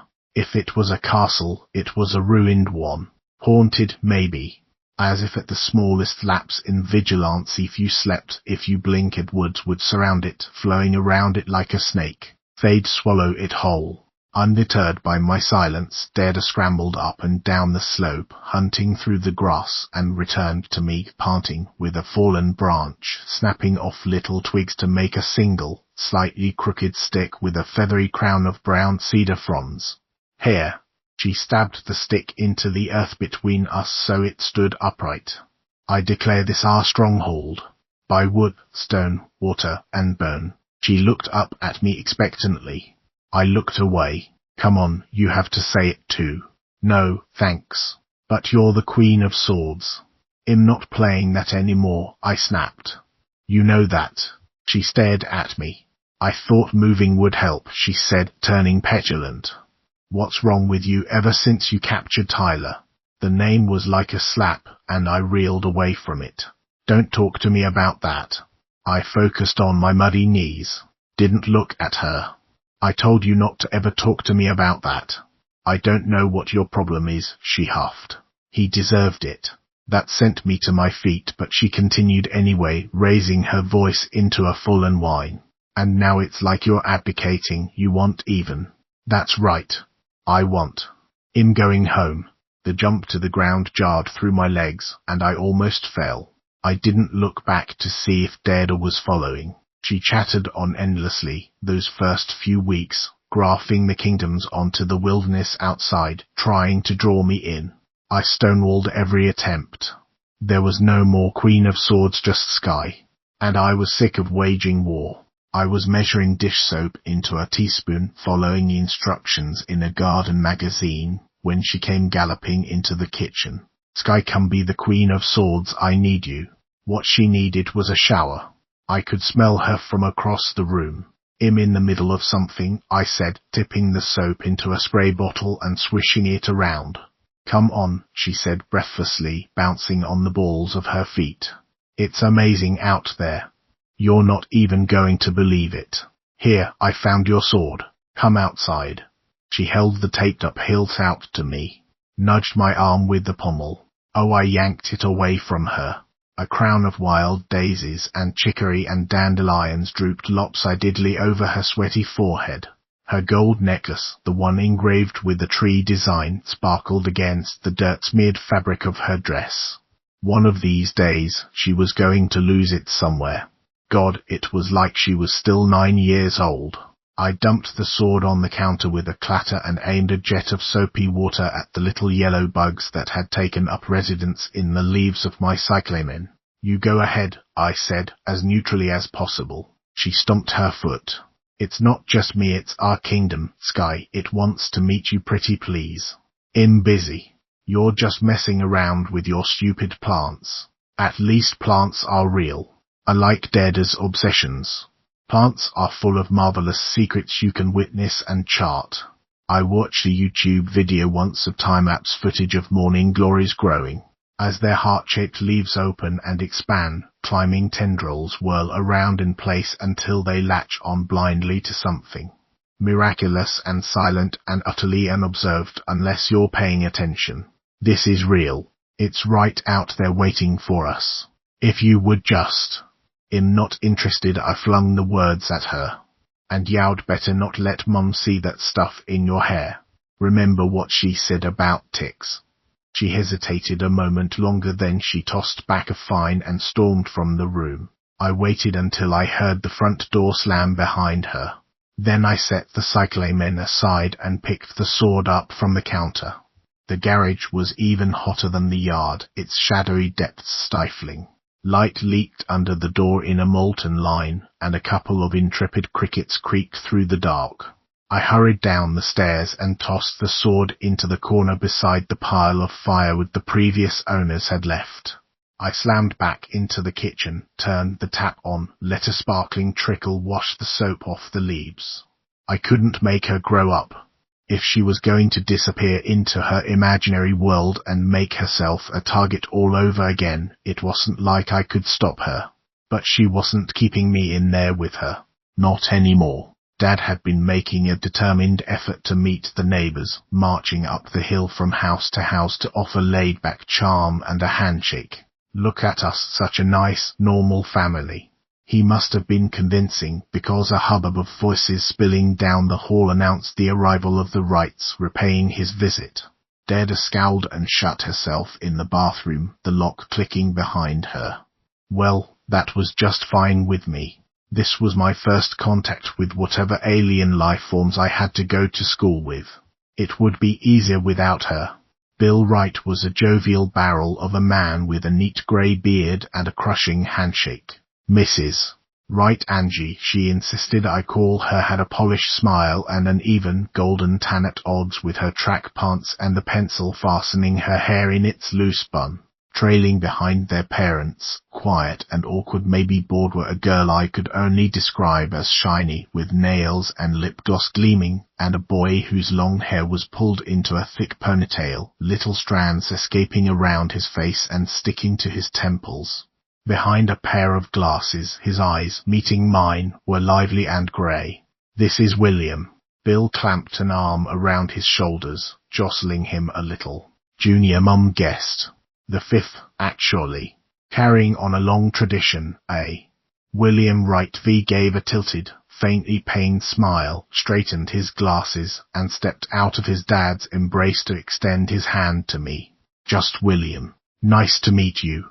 His palm against mine was warm, a little damp. "Sky. This is my sister, Christina," he said, since the adults were drifting up the stairs without us. The shiny girl gave a little sigh and rippled her fingers at me in a wave before folding her arms again. "You're at Hillcrest, right?" I asked her, making my voice bright and friendly. "What grade?" "8th. Same as Dada, then." Defensive dismay washed over me in a hot, familiar wave, but I pushed it down, kept my smile on.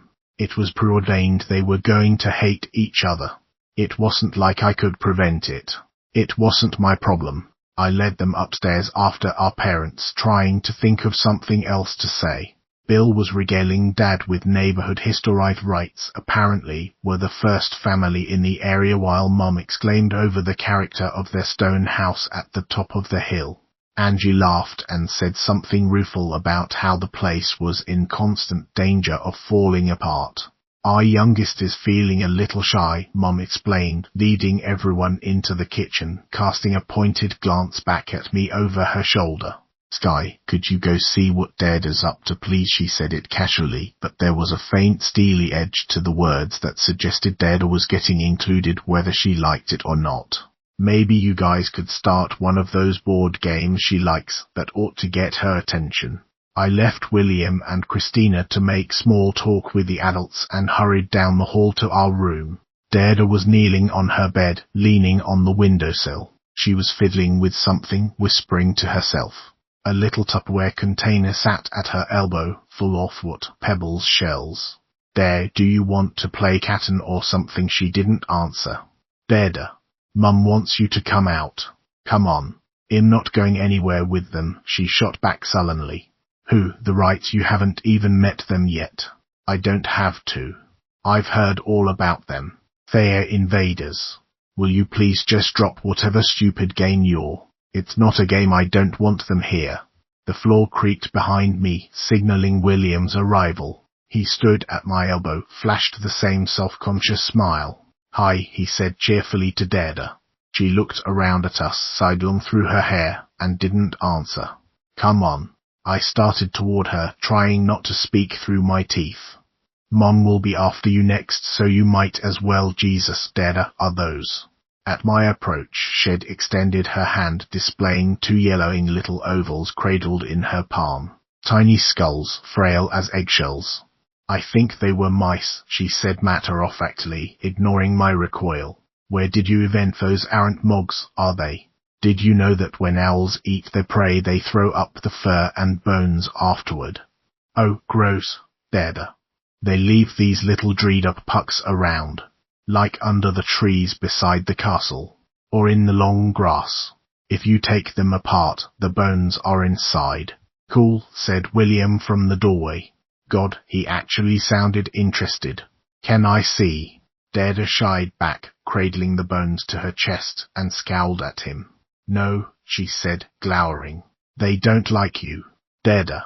"They don't," she insisted. She got to her feet, not breaking eye contact with William, whose eyebrows had gone way up. "Do you spend much time in the woods around here, William?" Sometimes, I guess," he began, but she cut him off, her voice a wicked hiss. "You shouldn't. They don't like you either. You're not welcome here." "Dada, are you seriously going to? You go in there, and they'll chew you up and spit you out just like an owl would. Just like this." She brandished one of the skulls at him. I pressed a hand to my face, closed my eyes. Okay. William took a step back from the door. Deda turned away from him, stroking the skulls with one finger like they were pets in need of soothing, crooning to them in an undertone. Sorry. I didn't mean towel sorry. His footsteps faded.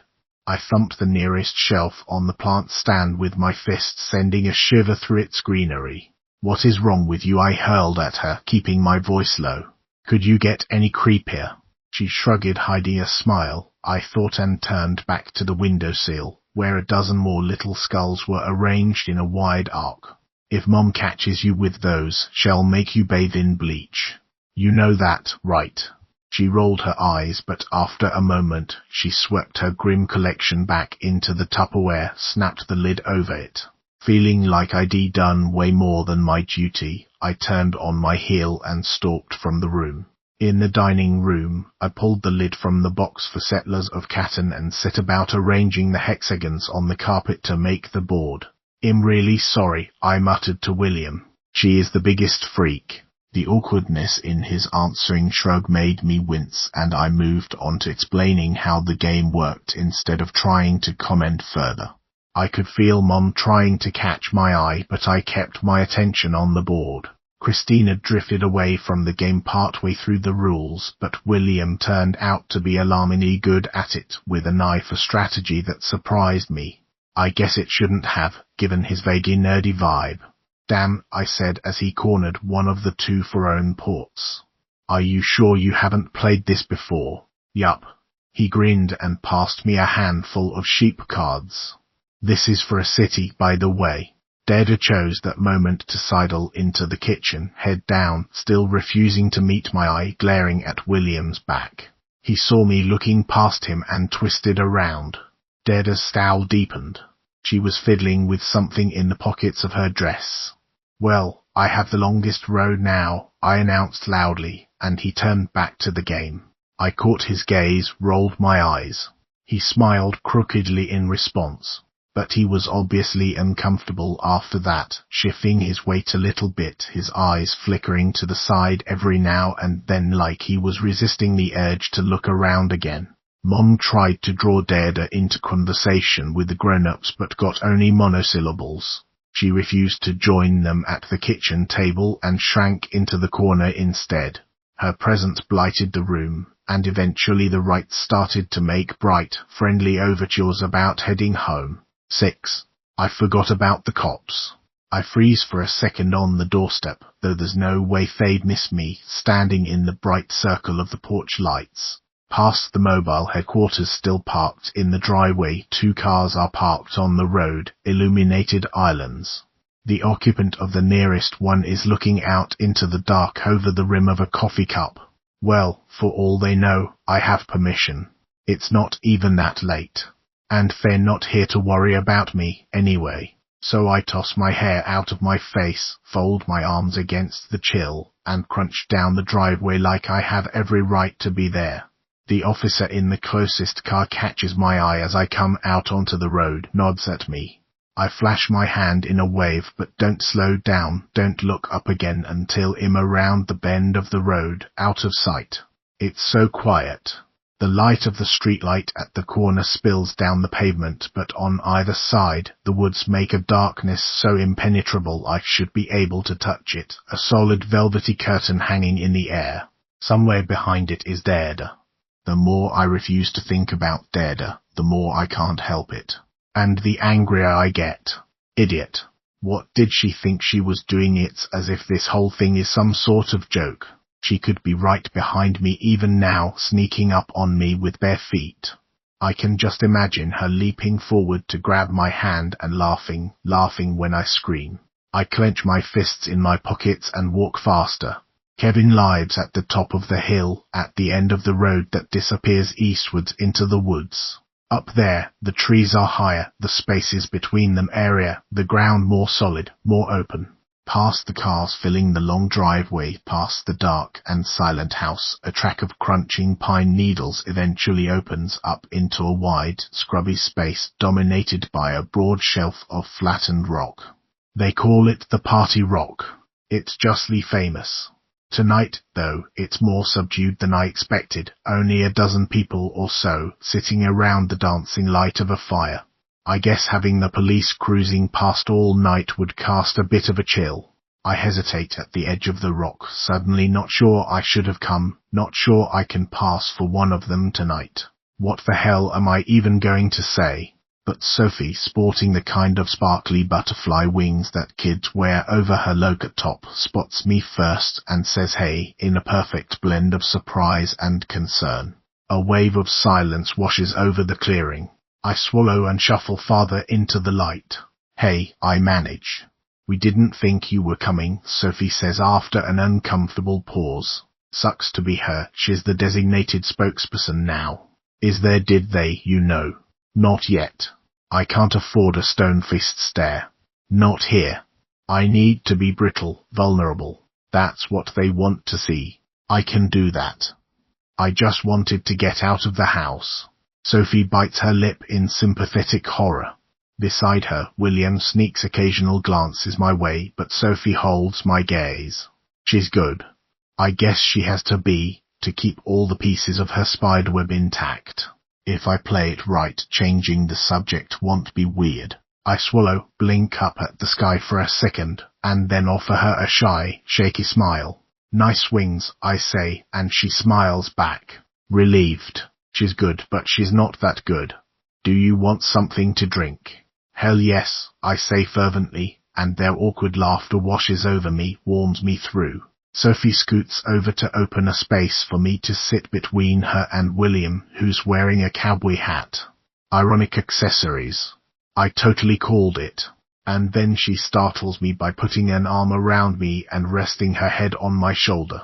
I stiffen for a split second before I remember to relax into it, rest my cheek against her hair to accept the hug. William, not quite as bold, leans his shoulder into mine companionably.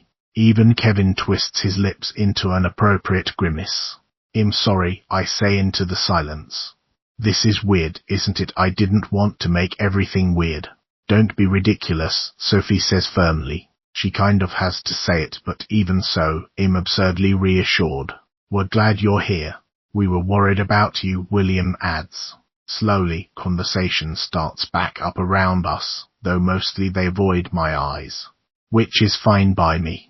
I sip at the drink Sophie brings me, one of the vile pink concoctions she likes.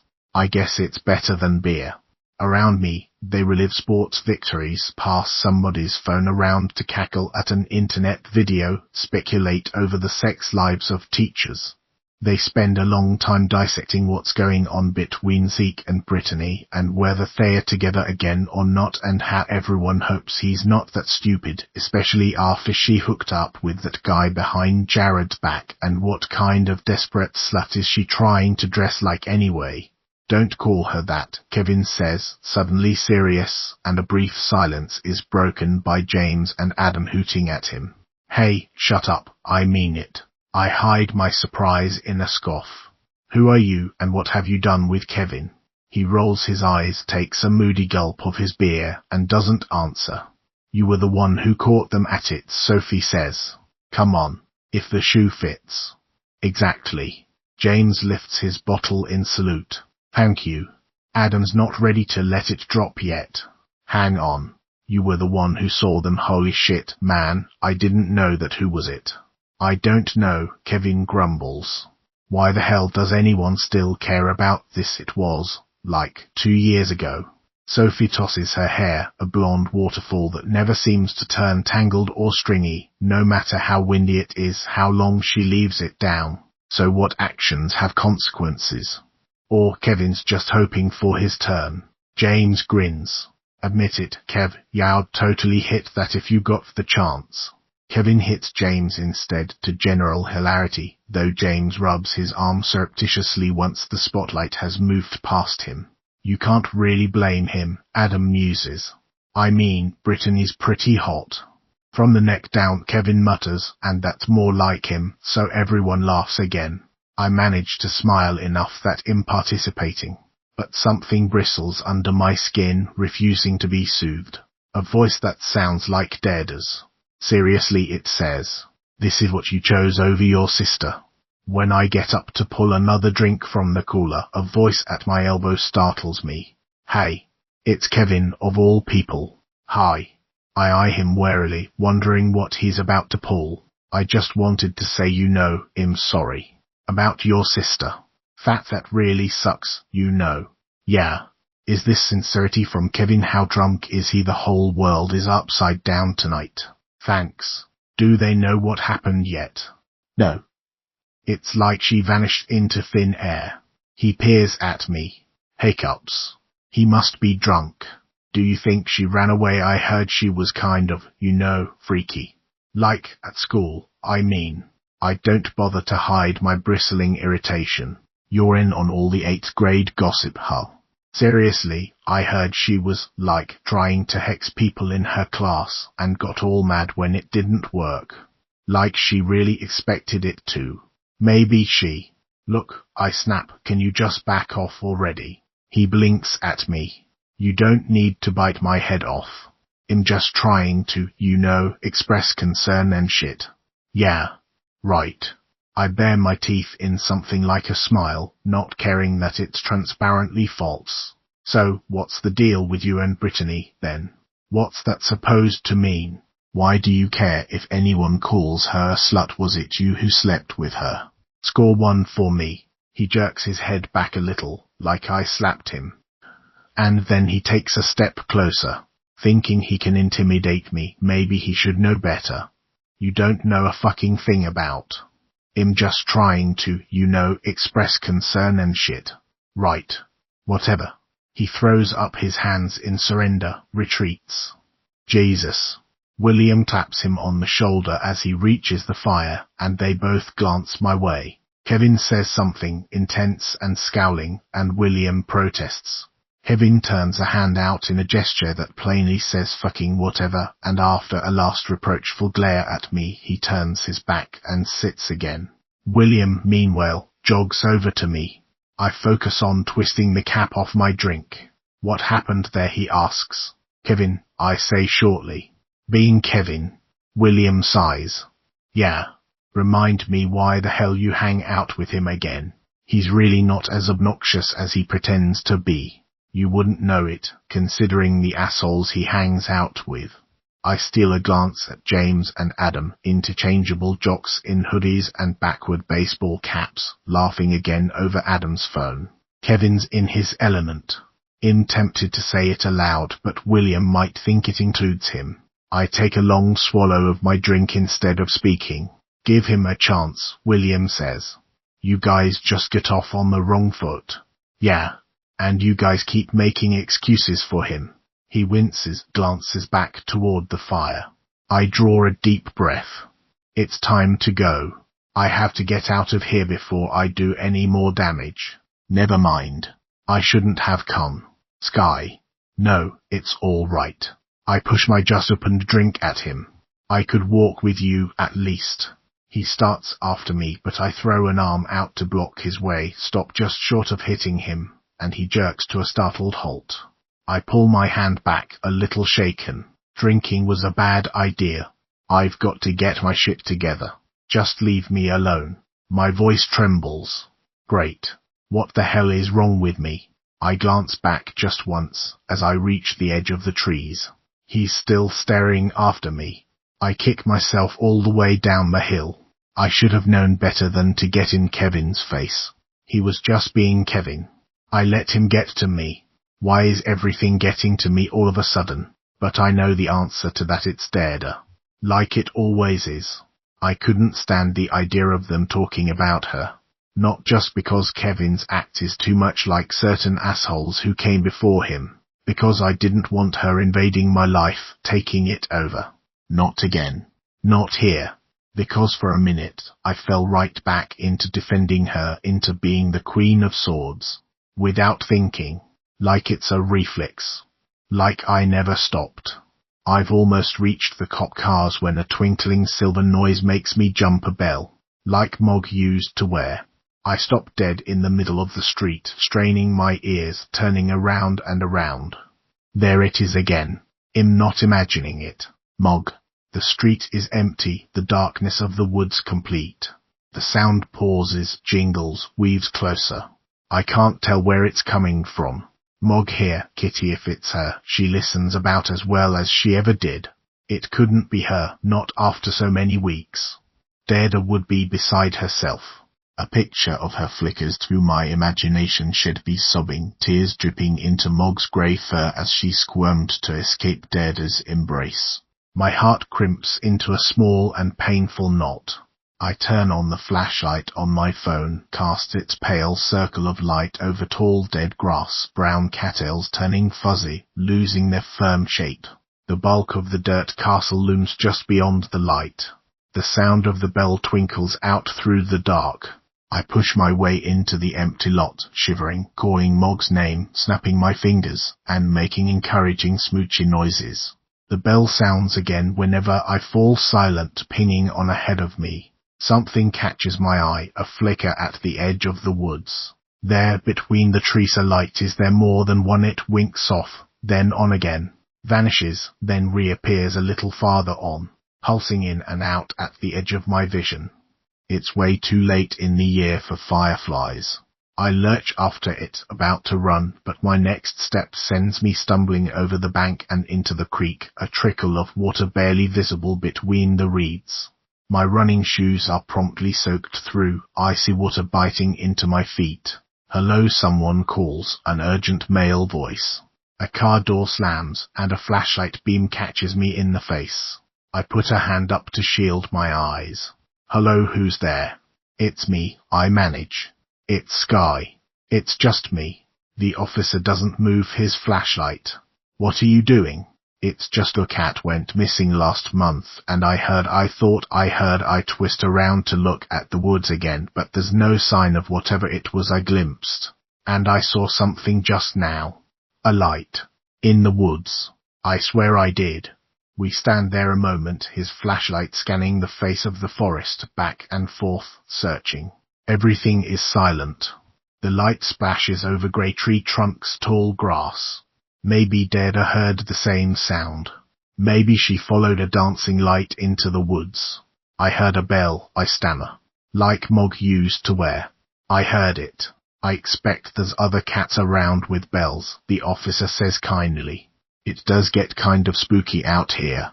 Let me help you up. Dada, the shrill voice comes from the house as he pulls me up the bank. A door slams. Mum. Oh shit. Dada, baby, is that you? I'm going to catch hell, but it's not like there's any escape. And I can't stand the hope in her voice. No, Mum. It's me. It's Sky. What her face, as she runs up into the light of the flashlight, is pinched and white. Sky, she leans against her knees, lets out all her breath. Oh, damn it, Sky, I thought. Her voice breaks.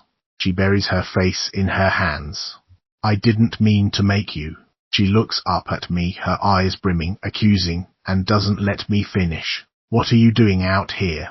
I just went for a walk. Mum leans closer to me, her frown deepening. Then why do you smell like a campfire? She demands. And beer. The police officer sighs, raises his eyebrows at me. I walked to Kevin's, I amend quickly. I didn't go far, I just wanted.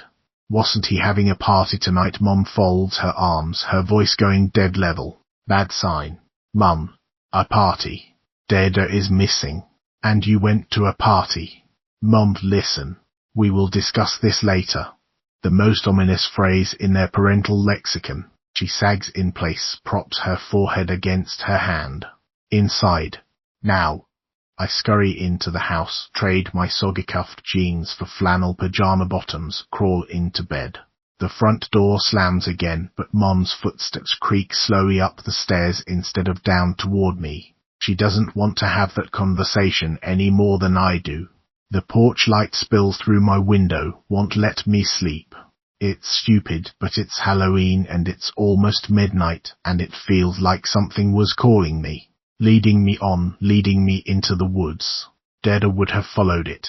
7. September. It wasn't that I wanted to be popular or anything. who would throw themselves into that Shark Tank on purpose. The top of the food chain was a scary place. All the stormy drama, the breakups everyone talks about, the betrayals that draw lines in the sand and leave feud simmering for months. But I didn't want Dada's place as the class freak, and I didn't want the place I'd left behind either. I didn't want to be the one everyone avoided, whispered about, even if they were too chicken to cross me. I was an unknown quantity here, and sooner or later they'd test me to see what I was made of. They weren't any threat to me. That was well established by now. But I couldn't make myself dangerous enough for them to declare me a threat either. I would not be Psycho Sky, not here. I had to be steel, inert. If I earned their respect, just enough respect, I'd drop off the radar a piece of the landscape, and they'd leave me more or less alone. We got on a yellow school bus at the mailbox at the top of the hill, in the long chilly shadow of William's stone square of a house. Kevin was the one channeling a sort of jock Kylo Ren vibe, with black curls and a long face that went intense in concentration but broke into a wide, lazy smile. And there was Sophie, glossy and put together, but never so much that she looked like she cared, deflecting the sharpest jokes from the boys with pitch-perfect amusement. I was wary of William at first. He seemed too nice. A potential liability. I didn't need to end up defending somebody all over again. I placed him somewhere on the sidelines, a high achiever, maybe a drama geek. But at school, he ditched the glasses for contacts. He stood straighter, so I suddenly noticed he was a head taller than me. He laughed louder, wrestled in the halls and slapped shoulders and traded crass-to-debro jokes without caution. He moved through the day there with genuine ease, bouncing sunnily between cliques with that same self-conscious smile. Everyone seemed to like him. And he liked me. It was William who invited me to that first party at Kevin's back in September. Up till that point, Kevin hadn't said much to me beyond hey, but still, that invitation was the first solid good signal neutrality, at least. I was under consideration. A possibility. The woods withdrew like a cautious animal from the firelight, the thick blanketing smell of pot and wood smoke and beer, the music blaring from speakers hooked up to somebody's phone. I sat next to William by the fire, taking occasional swallows, not gulps, not sips from the bottle in my hand. The beer tasted like old sour socks, but drinking steadily, I'd managed to down one and half of another. Across from us, Kevin was already staggering and gesturing expansively, inspired to deep thoughts by Sophie's halter top. Sophie's almost got too much on top, you know, like, all you need is a handful. He mimed a feel with one hand while his beer tipped dangerously in the other, splashing a little on the ground. The best is the girls with little tits and, like, these hugies cookie nipples. I love that. Fucking hilarious. Jesus, Kev, William said, though he softened it with a laugh. Do you hear yourself? What I'm just saying. William glared at him, then gave me a look that might have been apologetic. Kevin grinned. Something about the glance, the edge in William's voice, suggested that Sophie wasn't the only one whose assets they'd discussed. Interesting. I downed another mouthful of beer. All work, don't worry about Sky, Kevin said, stretching. Sky's cool. She knows I'm harmless. Right. Seriously, William protested. You can't just say shit like. Relax, William, I interrupted. It doesn't matter. He's not going to talk about my boobs because I'd kick his ass. Ooh, Kevin crowed. I'm serious. I put on a smile. I have a blue belt. What, like, that's impressive. I thought you were going to say you had a black belt. I might have had a black belt if I'd gone to some crappy McDojo that just handed out belts to get people to shell out more cash. It wouldn't mean I was any good. I paused. That was more than I'd meant to say. But fuck it. I was feeling expansive myself. A little reckless, even. Warmth tingled in my cheeks despite the chilly night. I'm not bad. I could take either of you. Oh, come on. With the subject safely changed, William was smiling again. We both outweigh you by, like, 50 pounds. At least. So I've got training. Come on, get up. I'll show you some stuff. Kevin cackled as William reluctantly obeyed, handing off his own drink. Make a fist, I told him, and shook my head when he did. No, no. You've got to keep your thumb out of the way. His hands were bigger than mine. I pressed his fingers into formation. They were warm against my own. Make your knuckles flat. Otherwise you just hurt your hand. See, your feet need to be shoulder-width apart. Move that one up a little. Like that. We started to draw onlookers, firelit shadows hitting and shouting encouragement as I showed him how to hunch his shoulders to protect his chin, how to jab without chicken winning his elbow out to the side, how to step forward to put his weight into it. Yeah, Kevin drawled as William clumsily copied me. But you wouldn't actually hit him. I turned to look at him, hands on hips, considering. I will punch you, I said into a sudden hush, hard enough to make your eyes water, but not hard enough to make your nose bleed. You would not, he scoffed. You can't even do that. No way. Sure I can. I will. I beckoned. Bring it on. He pushed himself up from the ground, almost fell down again. For a moment a different face bloomed in my memory. A different smirk, a spiky haircut. The warmth curdled in my stomach, but I stood my ground. That was before. Kevin was just a garden variety douchebag. I knew that. And I knew what I was doing. I would not go overboard. Kevin came shuffling forward, bobbing and weaving exaggeratedly. I watched. And then when he came close enough, I snapped my hand out. I didn't even punch him, really. It was more like I shoved his nose with my fist. But he was drunk, and the stone surface was uneven, and he stumbled backward and fell on his ass.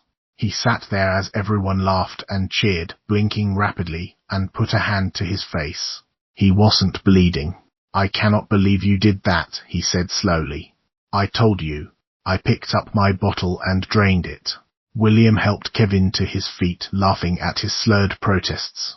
When William met my eyes, his face was full of undisguised admiration. And I grinned back. Because that was it. I'd done it. I was in. After the party, everyone knew who I was. I was on edgy high alert at first when people started looking at me and talking as I passed in the halls. But no, history wasn't repeating itself. They were smiling at me, sometimes even stopping me to bestow a high five. Sophie was the one who tracked me down at my locker to show me where Somione had recorded the whole thing on their phone. The comments piled up. OMG ninja skills. Boom. What's your handle, she demanded. I have to tag you. I didn't have one. I carefully erased any trace of myself on social media. But at her urging, I reluctantly created one account, first name only, the profile picture an anonymous quarter of my face. That's Night Sky, you guys, Sophie tapped out. She is the best. I smiled when she showed me the screen. It was the Sophie thing to say, the right thing to say. She swung her hair over her shoulder, looking pleased with herself. I don't see what the big deal is, Kevin grumbled at her elbow. He was going along with I didn't really have a choice if people thought he actually cared. The laughter at his expense would turn scornful, but he was still sulking. Sophie gave him a shove. Oh, get over yourself. It's funny. You could learn a lot watching Sophie. She was one of those people everyone knows, a hub of information carefully stockpiled, casually traded. She said thank you with sincere eyes, swapped self-deprecating compliments like it was an Olympic sport or a secret handshake. A few words from her guys, this is hard, were enough to bring all the boys tripping over themselves to contradict and encourage her. William and Kevin included. I watched it happen in biology, torn between being appalled and admiring her technique. I couldn't decide whether she knew she was doing it or not. That wasn't the sort of thing you asked. Deda was not doing well at school. Surprise. 3 weeks in, the fighting at home was going full tilt, Mom attempting to figure out what the problem was, Deda resisting with every ounce of breath and volume she could summon. The only place to escape was outside. with the windows open. Dared's shrill voice followed me even there, so I walk around the long loop of the block, through the bright golden heat of afternoons whirring with crickets. One of those afternoons, as I stepped out of the shadow of the house, a sound drew my gaze to the empty lot. Thunk, thunk, thunk. William strode through the tall grass, bending to collect something from the foot of the dirt pile. His hair made him easy to recognize, even at a distance. As I waded across the yard, he paused to pull it from its ponytail, shake it out, yank it impatiently back together into a loose knot. "Hey," I called, and he looked up with a smile of pleased surprise and returned the greeting. Maybe that was how he was on everyone's good side, that unstudied way he had of making you feel instantly welcome. "Everything okay?" he asked as Dared's voice drifted into hearing, hitting an ear-splitting pitch. I rolled my eyes. "Just my sister. You know." "Ha. Yeah. Been there." Like shiny Christina had ever in her life pitched a Deirdre-level fit. I made a face, changed the subject. "What are you doing?" "Target practice." He lifted a contraption from the grass at his feet, a webbed double arc of black plastic with wheels at either end. "A bow." "Oh, cool." I forgot to be casual, to check my enthusiasm. His smile broadened at my instant interest, and he passed it to me to look at. "Just don't dry fire it," he said. "You don't ever fire without an arrow. It damages the bow.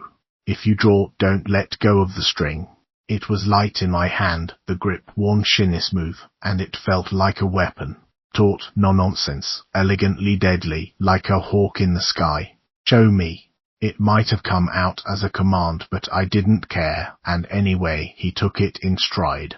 "See over there," he pointed across the lot to two white oblongs propped up in front of the dirt pile, both sprayed with vivid red circles, then pulled an orange-feathered arrow from where had stuck it point first in the dirt. He drew in one smooth motion, pulling the feathers back to rest at the corner of his jaw. He stood for a heartbeat with the sun falling over his shoulders, still and colded in a way I would never have expected, and then let the arrow fly akinto the target. He returned my stare with a grin before reaching for the next arrow, sending it after the first. "I'll go get them," I said when all three were gone. "Just don't judge," he called after me. It always psychs me out when people are watching. But he needn't have worried, because all three arrows were buried in the red. The target, a woven fabric bag that might have once held rice, crinkled under my touch as I yanked them out.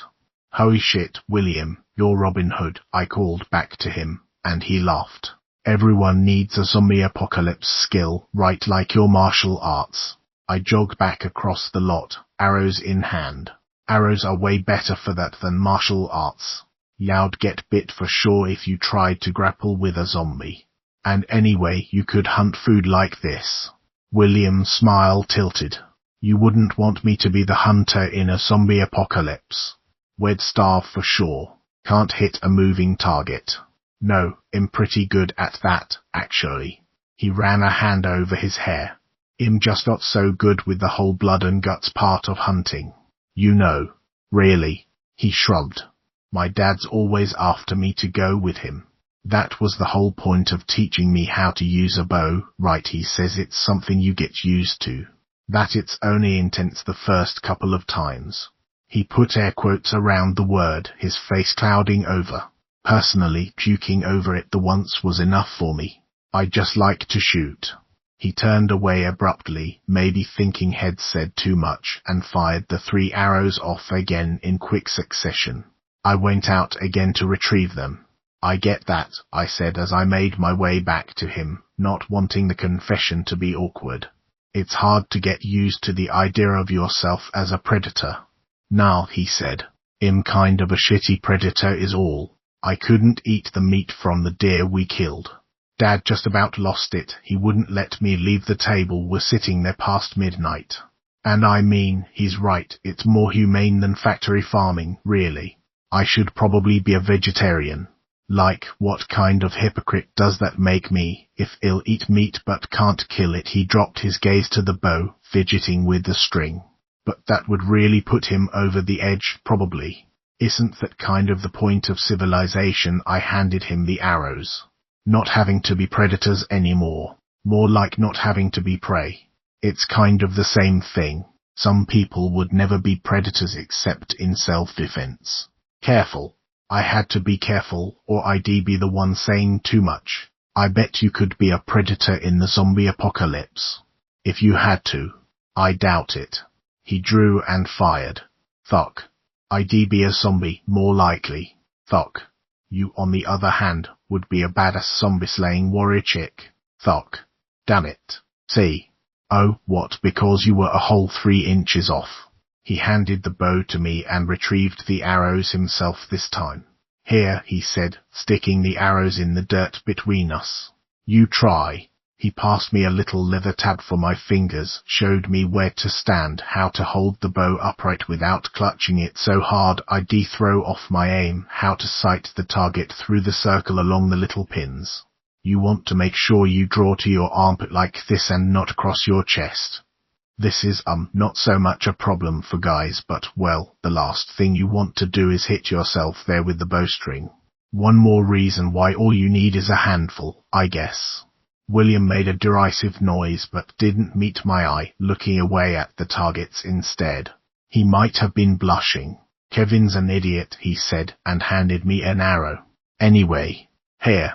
See, there's a notch at the end for the string, and the shaft rests on this little tab here. Go. Give it a try. The bow resisted at first, then swung willingly back. You want your fingers back here, he said, touching my jaw with one finger. It left a lingering point of warmth. Yeah,